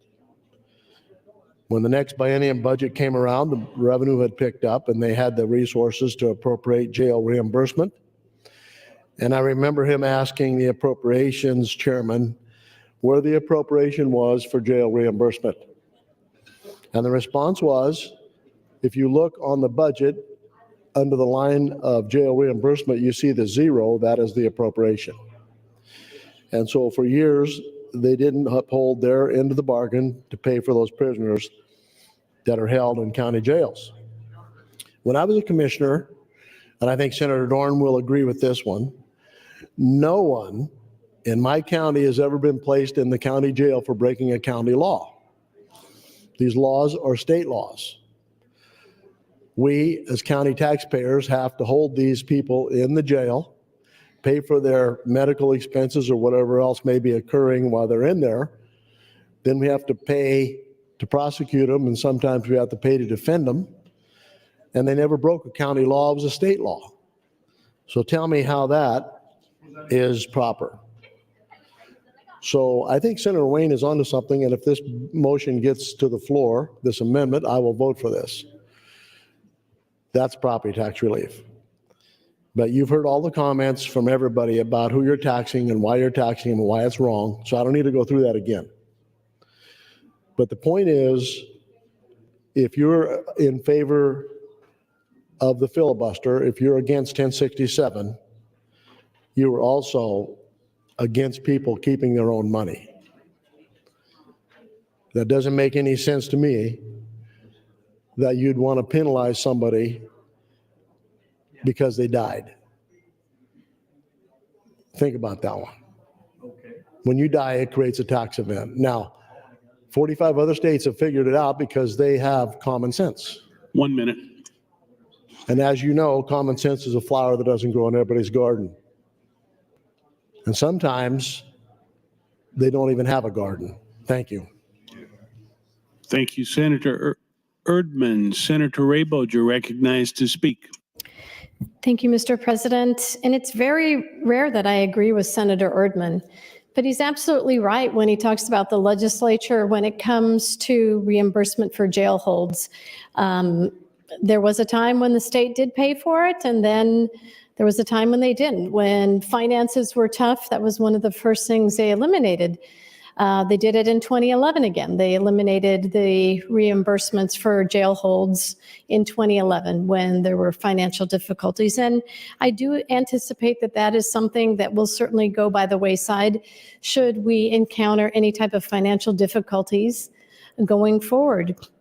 I wanted to address some of the concerns about those individuals that ultimately end up, or the estates of their loved ones who end up paying the estate tax, for clarification and correction. You know, most farmers, ranchers, and business owners have done some type of estate planning. There is quite a very robust industry that works closely with those multi-generational business families, especially in the ag community. They will still continue to do this.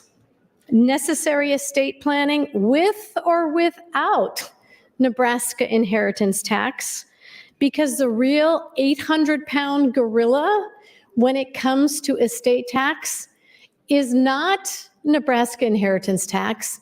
It is the federal estate tax.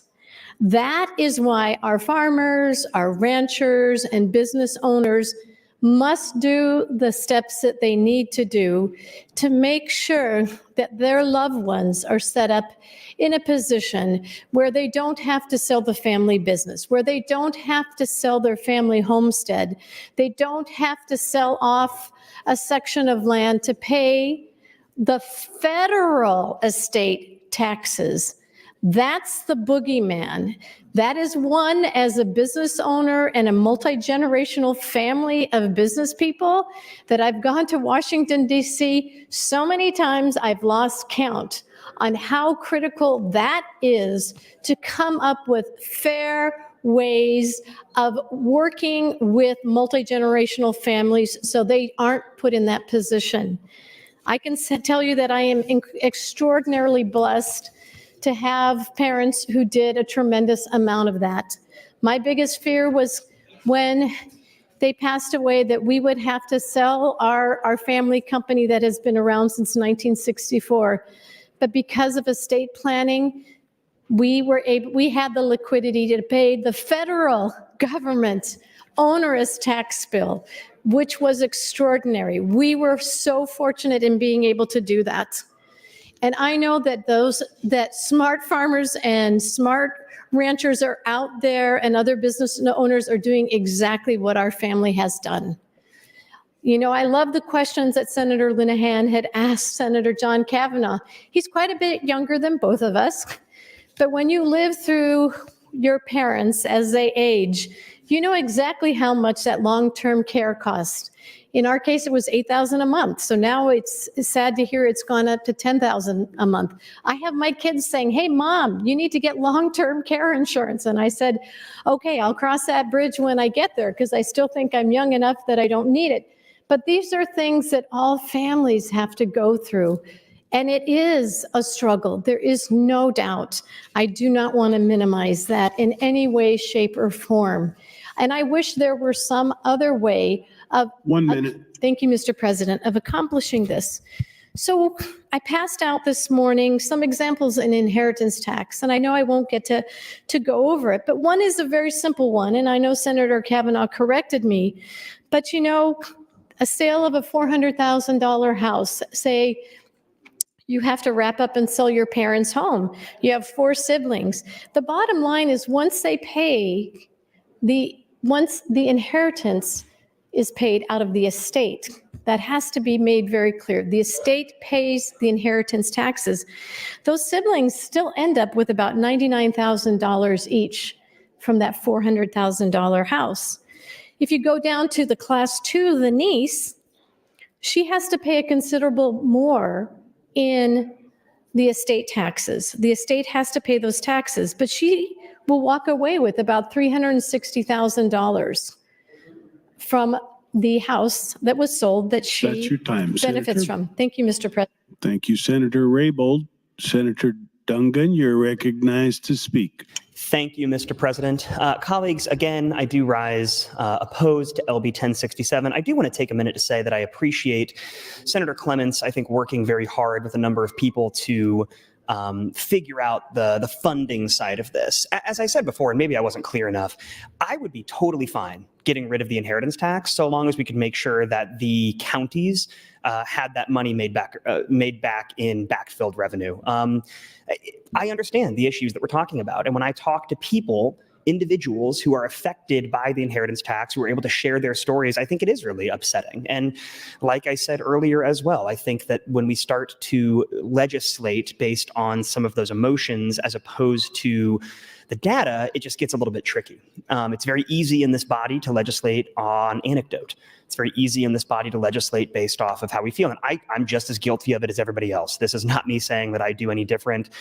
We all, I think, get wrapped up in stories, and we all get wrapped up in what we feel about certain things. But time and time again, when I talk to folks from the counties about their budgets or about money or about where they are with their cash reserves, it's reiterated that this simply would be too big of a problem for them to make up that backfilled revenue.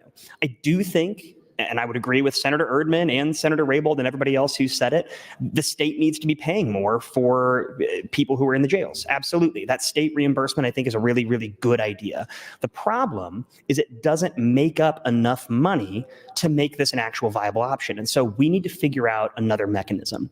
And I think at this juncture, sitting here on February 28th as we're trying to get this done, it simply is going to take more time, maybe during the interim, maybe having a number of meetings, a task force or something like that to get together and really figure this out and find something that there's a little bit more agreement on.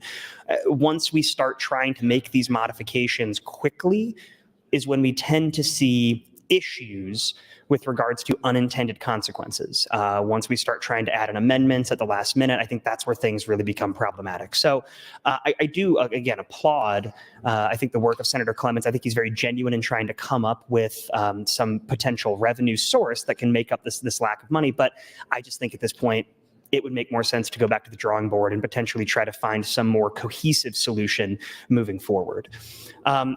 I did appreciate the conversation also between Senator Linehan and Senator John Kavanaugh. I do understand, too, Senator Linehan's point that once you get to retirement, $1 million doesn't last you forever.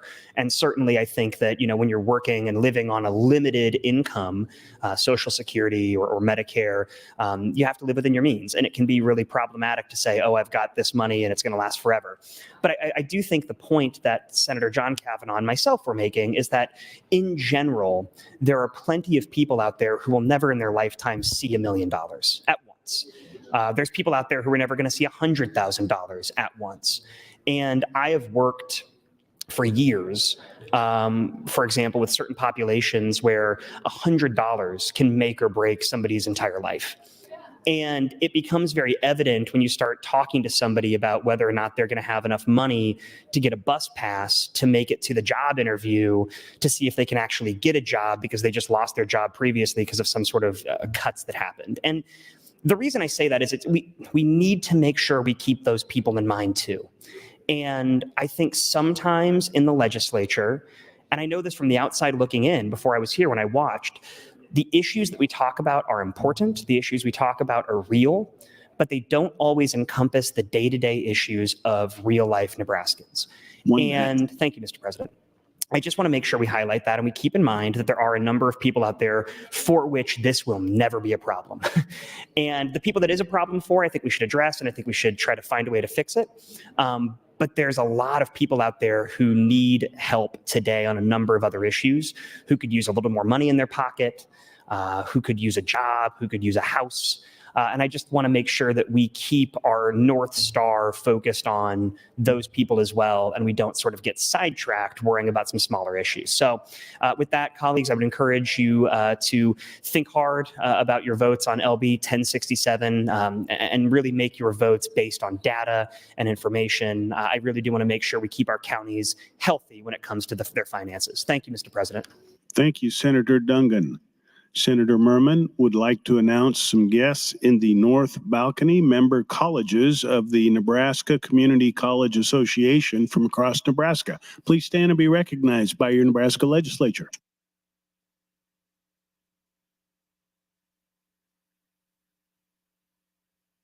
Senator Wayne, you're recognized to speak.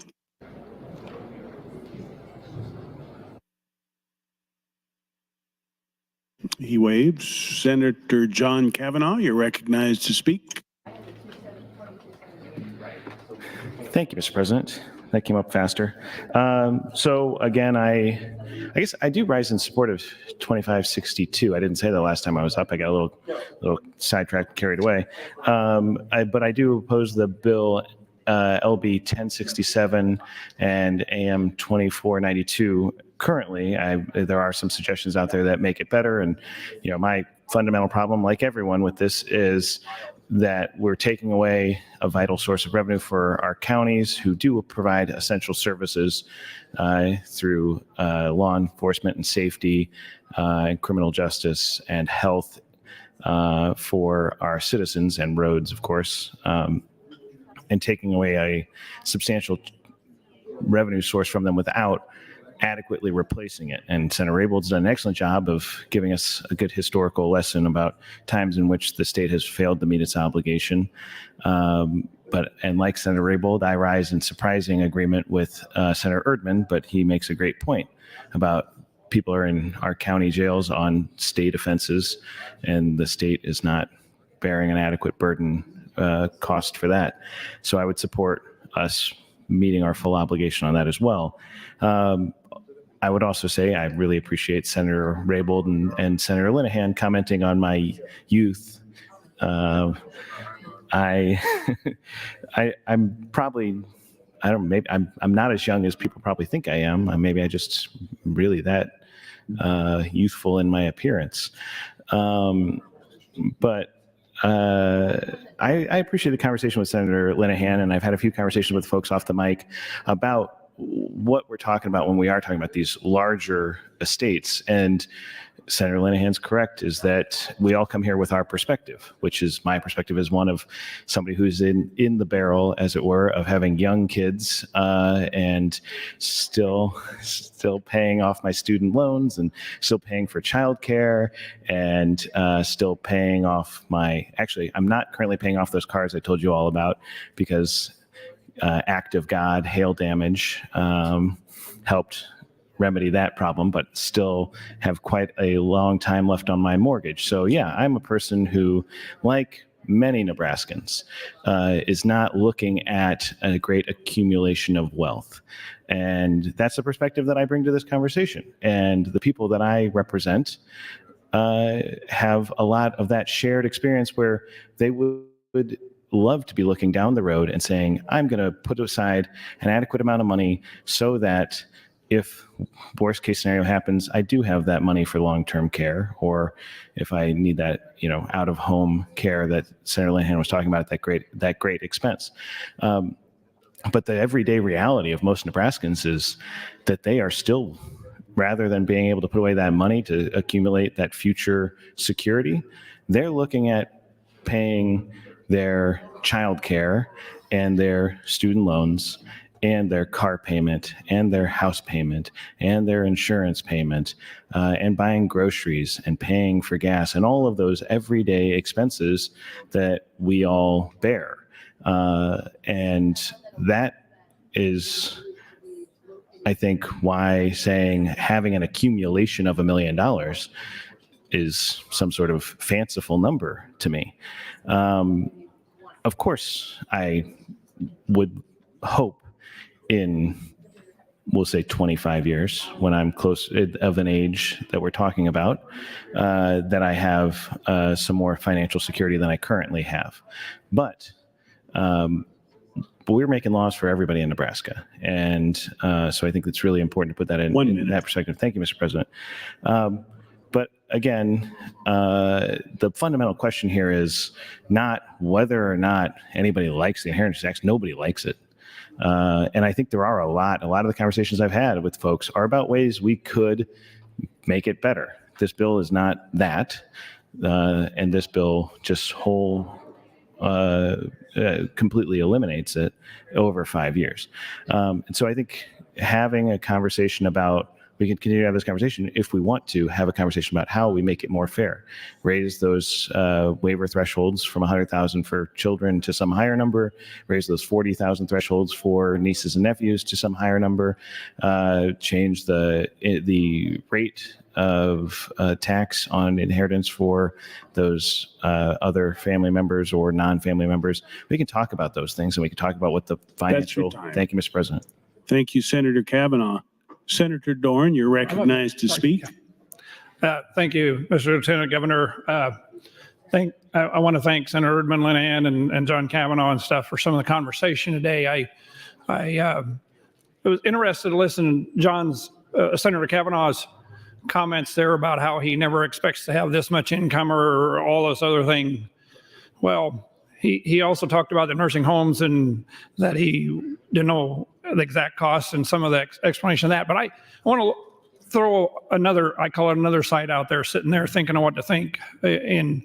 Graduated high school in the early 1970s, college in 76. Shortly after that, I bought my first farm. As you farm, that's always a dream, as you can own your first farm. It was 80 acres. Paid $1,000 an acre for that farm, $80,000. Still remember, could I make the payments? Could I financially support that? Would there be enough income off of that to pay that farm off someday? Well, let's fast forward 50 years, and I'm getting to that age where, thank heavens, I'm not in a nursing home, but retirement and all those things and long-term care and all of those things. So have a lot different, I call it, viewpoint on a lot of things than Senator Kavanaugh does, how you look at different things. But that same farm now today, on the real estate valuations of it, that farm is valued at $4,500 an acre, or $360,000. So that farm went from where I bought it at $80,000 and now $360,000. You start adding 3 or 4 farms together like that. I know Senator Brandt probably is in the same boat, and all of a sudden you're over $1 million pretty easy. That farm has paid off. Been very fortunate through the years to be financially sound enough farming wise to have that farm paid off. If I sold that farm today, though, what the land is bringing for in my area, dry land, 80 acres, it's probably closer to $7,000 an acre or $560,000. So then you start putting that into some of these equations and some of these things about how we determine inheritance tax. And Senator Raybould talked about federal inheritance tax. There's different exemptions and all those things, but that also comes into play for many people. Some of these things you think or have a different perspective on at my age than you do somebody that's in their 30s, and they're more concerned about how do I get my kids through school? How do we financially support that? And all of those different things, a job, a car, everything. But been very blessed and very thankful for that. But also part of what has happened to my wife and I the last several years is I call it the estate planning. My wife, when I was 60 years old, we got an invite to a financial advising company for a free supper, which you always go to those, but a free supper for long-term planning or for your planning of your estate. And I said, not only estate, but also Social Security and Medicare and all that. And I said, I'm not old enough. I'm only 60. I don't have to worry about that yet. Let's wait till we go to 65 and then we'll go to one of those meetings or whatever. So luckily I gave in. We went that night to that supper, and part of what I came away from there was, we at 60 years old, I call it, we're not too late. You're never too late to start planning for retirement. I call it estate and all that stuff. But 1 minute. To do a really good job, thank you. To do a really good job, probably started planning, I don't know how many years earlier.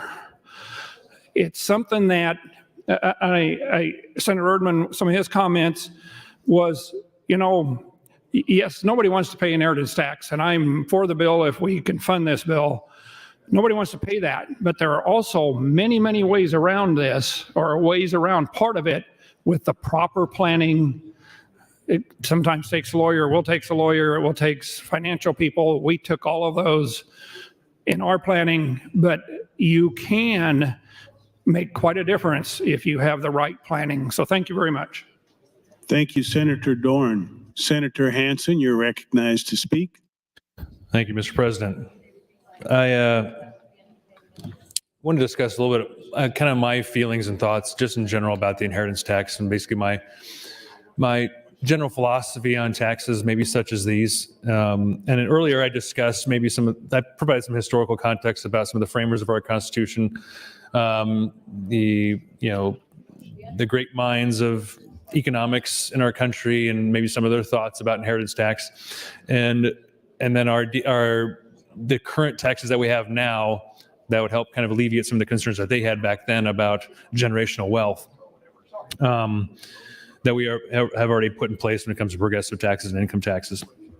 And so I think the idea that also our founding fathers had and the framers of our Constitution was the idea that as a family, you would work hard your life, such as my mother and my father did. And my mother said she was going to be watching today, so I have to give her a shout out. And so I earned my brownie points now, so I'll get a better Christmas gift.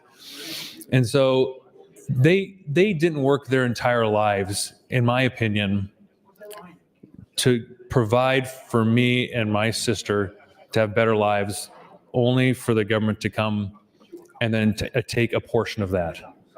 And I believe people throughout the history of our country would feel the same way. Our basic philosophy, I always thought, in our country was the idea of almost like manifest destiny, which is why I have a big problem with property taxes.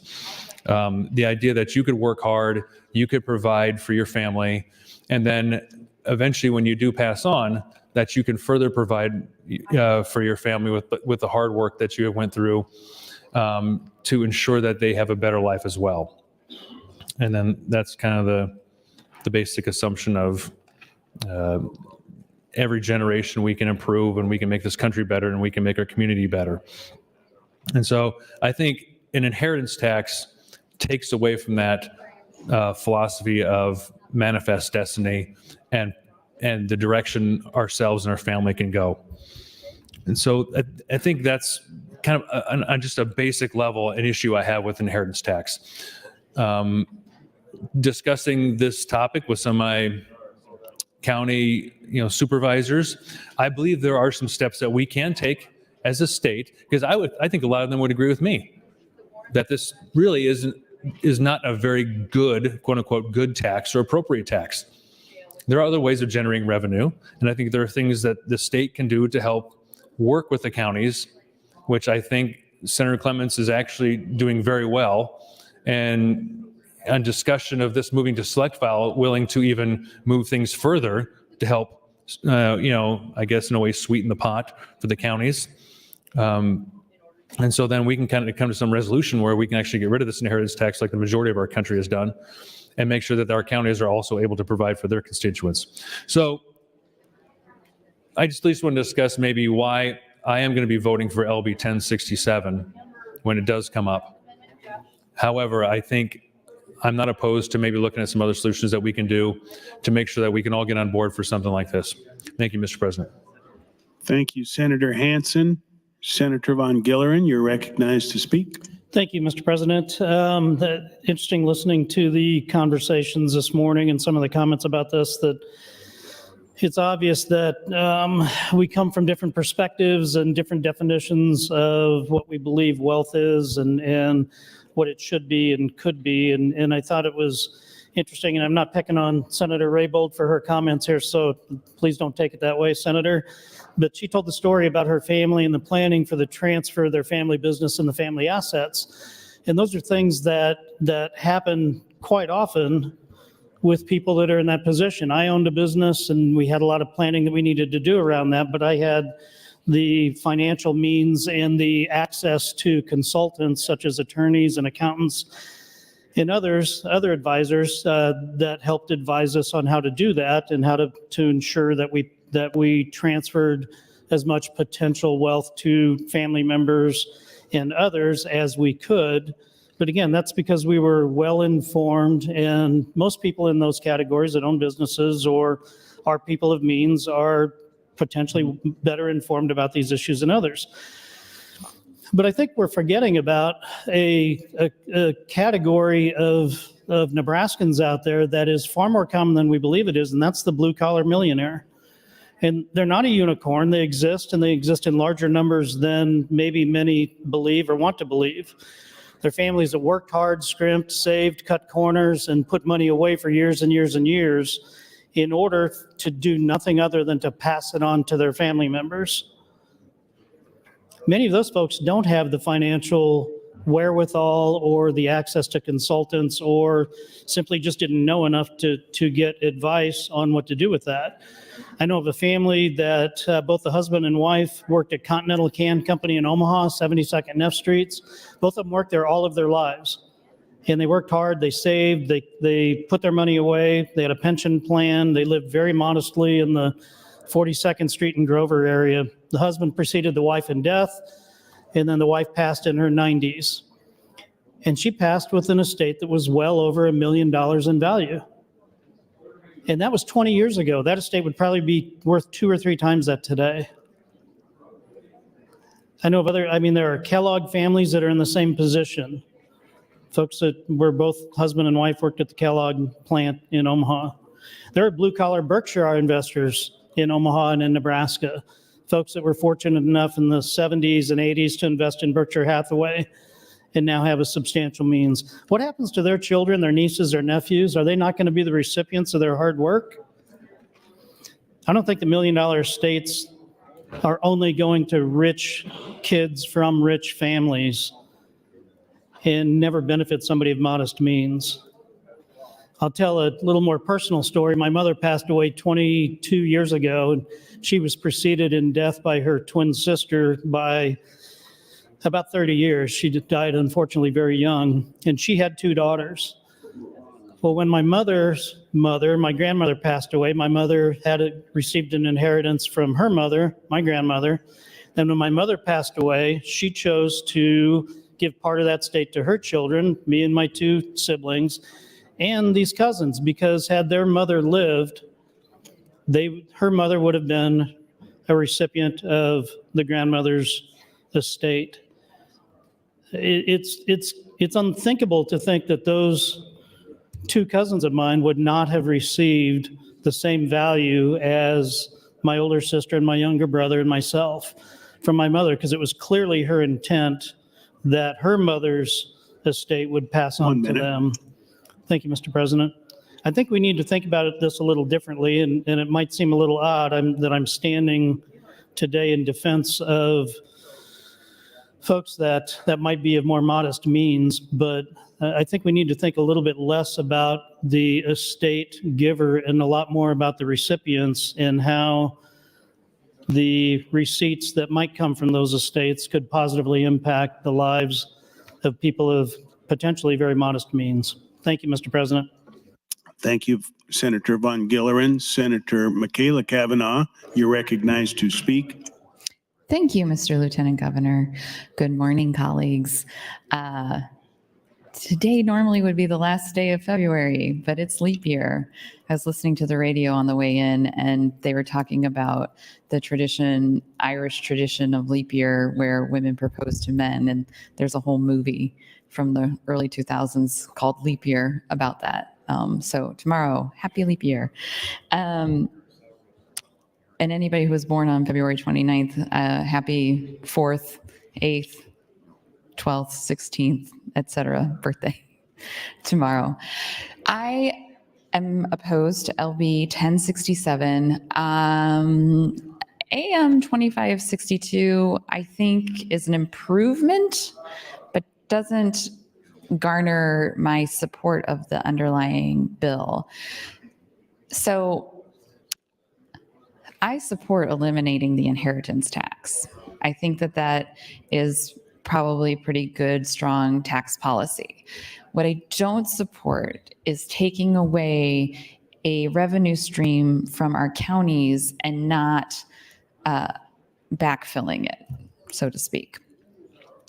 And I think that what we need to do is have that conversation about, let's eliminate this inheritance tax. We've heard lots of stories about how this is going to personally impact families when they have lost a loved one. And I think I mentioned this yesterday, but going through this with my husband's family, and this is something that if I voted for Senator Clement's bill would benefit me currently. But that is not a reason to vote for it. I can't vote for something that's going to benefit me while knowing that it's going to harm our counties, which is going to harm our government at the local level, which is going to harm public education, which is going to harm property taxes. So I can't vote for it unless we have a solve for the funding, unless we have a way to give more money to counties to replace the revenue that they typically get from the inheritance tax.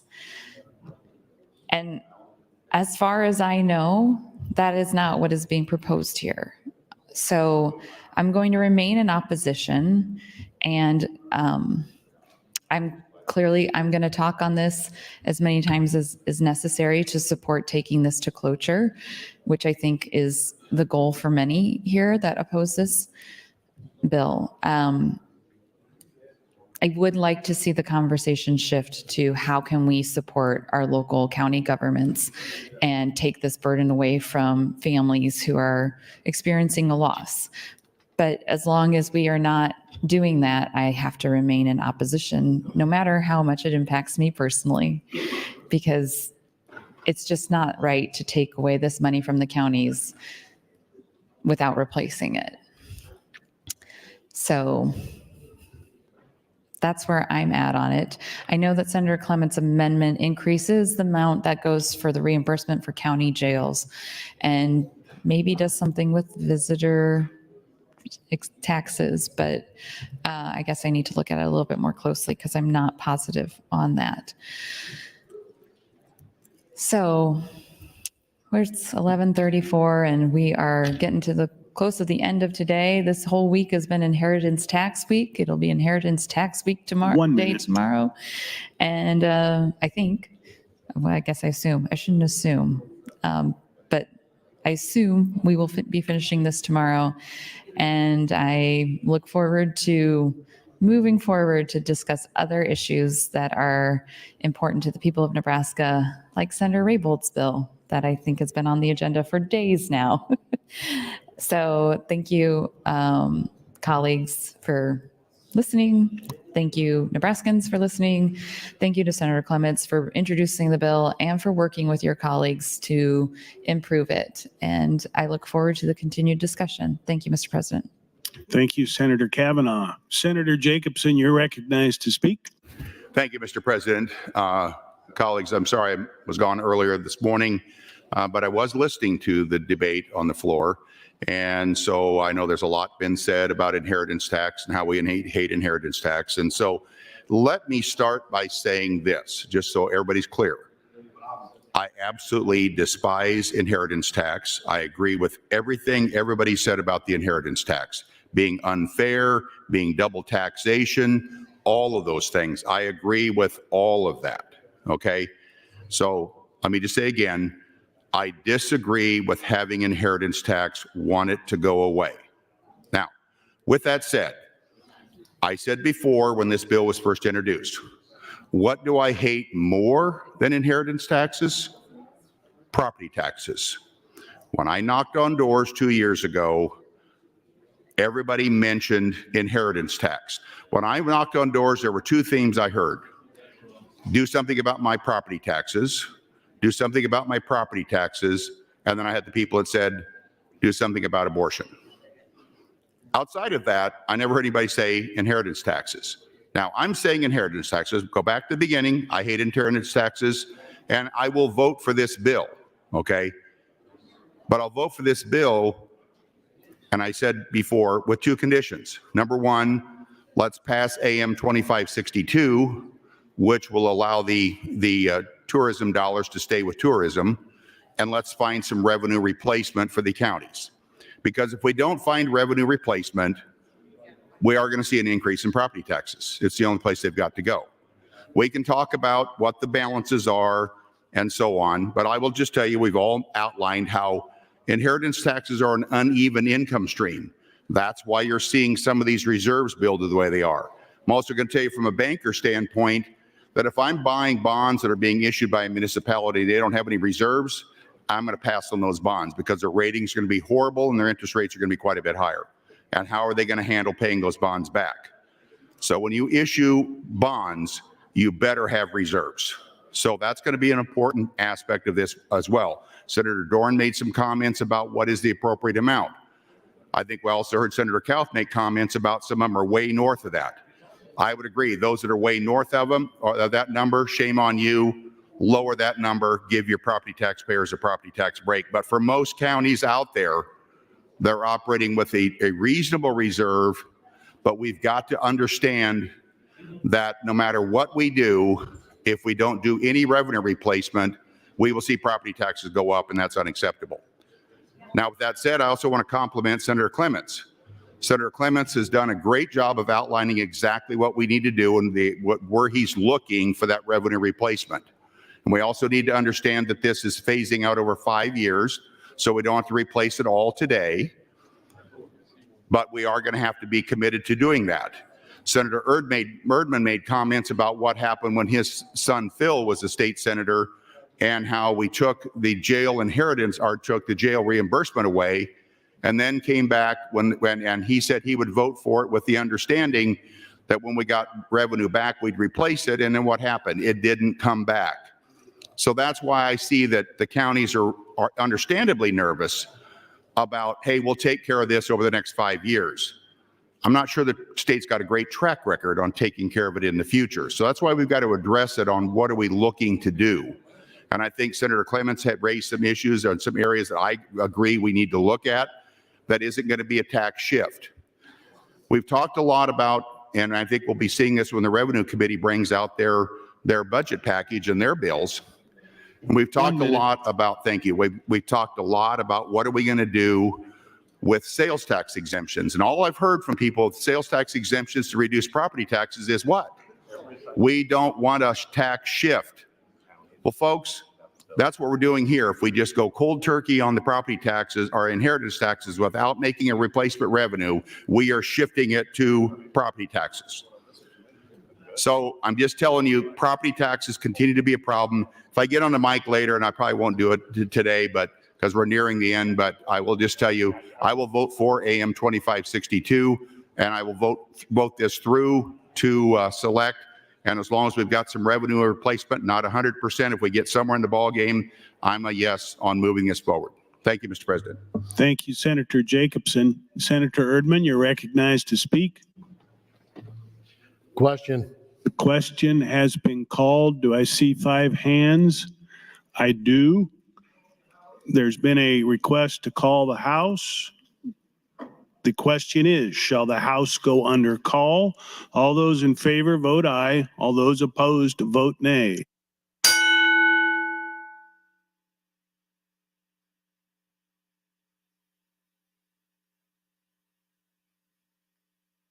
Record, Mr. Clerk. 19 ayes, 2 nays, place House under call, Mr. President. The House is under call. Senators, please record your presence. Those unexcused senators outside the chamber, please return to the chamber and record your presence. All unauthorized personnel, please leave the floor. The House is under call.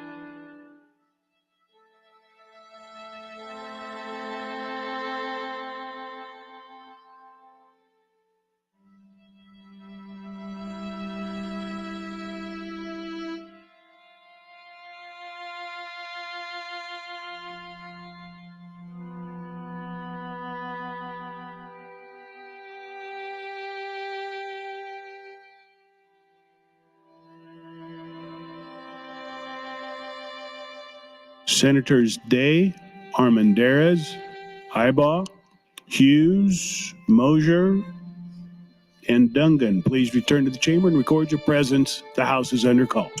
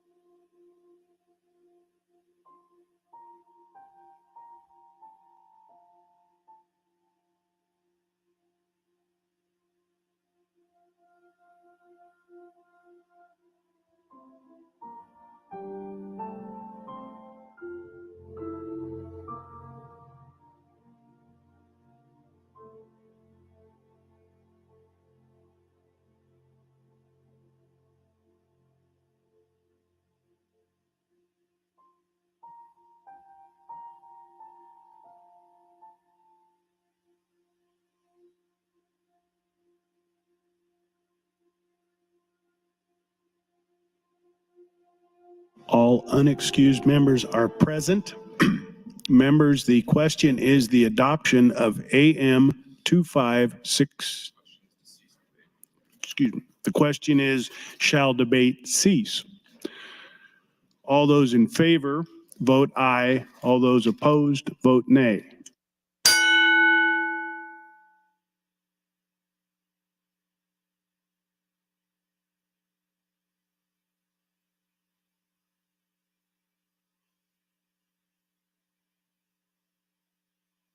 Record, Mr. Clerk. 33 ayes, 1 nay to cease debate, Mr. President. Debate does cease. Senator Clemens, you're recognized to close on AM 2562. Thank you, Mr. President. AM 2562 is just 4 lines, strikes sections 13 and 14, which would eliminate the access to lodging tax by the county commissioners. So it removes the visitors' tourism funds from being accessed by county boards. I would appreciate your green vote. Thank you, Mr. President. Thank you, Senator Clemens. Members, the question is the adoption of AM 2562. All those in favor, vote aye. All those opposed, vote nay.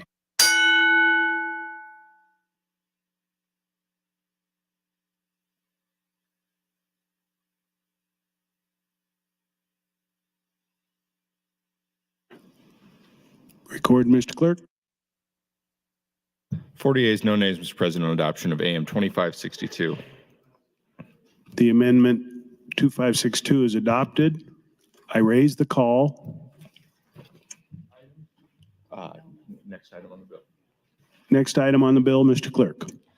Thank you, Mr. President. Senator Wayne, I have AM 2617 to the committee amendments with a note you would withdraw and substitute AM 2763. Without objection, so ordered. Senator Wayne to open on AM 2763. Thank you, Mr. President. Colleagues, just going to give you, not to lecture to you, but I just substituted an amendment without objection. Somebody has to object or that amendment goes. Well, my substitution of an amendment. So just be careful when people substitute amendments for those who are new. We don't get a lot of floor time to talk about these things.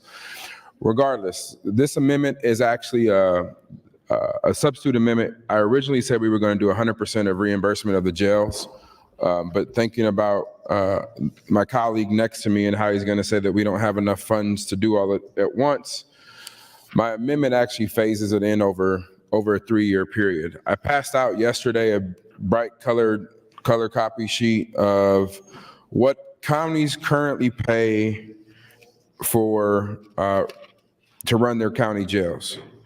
My philosophy is really simple. If we are holding people there for state crimes that we pass the bills for, then we should fund to make sure the fund knows people staying in these county jails on the law that they're breaking for us. And so what we did is we took a 2-year average from 2020, 21, and then 2021 and 22, and did an average. And what you'll see is about $140 million. That's $140 million that we put on the counties for unfunded mandates. So I know we're trying to get out of here, so I won't take all of my 10 minutes to open on this. But I would hope that from today till tomorrow, you guys look at this amendment. It does 25%, 50%, and then 100%. So I'm phasing in over the next biennium. But I think we need to have a real conversation about unfunded mandates to the counties. Overall, counties are about $870 million, I believe, in levying taxes. This would be almost a 10%. Maybe at 670. I've been an exec all morning, and I know Senator Merman, I got to get to the other exec for education, so I will get there. But the whole purpose of this is we put a lot of unfunded mandates on our counties. But the one thing we can fix is when we pass a law, particularly a criminal law, and we're holding them locally at the county level while they are awaiting their trial, or even if they're sentenced after their trial and they're sentenced to less than a year, they're in the county jails for violation of state laws. We should be covering that cost. And I'm not saying we should be able to cover $140 million this year, mid-biennium, but there has to be some kind of phased approach to this to where we're going to cover these costs. I would like to spend time figuring out for, like in Douglas County and Lancaster County, who's sitting in county jails for local crimes like city ordinances and those kind of things. But at the end of the day, we should be covering at least the state portion when they violate state crime, violate state law. So I don't know how many times I can say that over and over in 10 minutes because it's really that simple. Either you believe the state should pay for it or you don't. And then the second part of that is how fast do we move it to a full 100% reimbursement? My amendment does it over 3 years. I'm open to over 5 years. We can follow exactly what the inheritance tax is, which I believe is 4 or 5 years.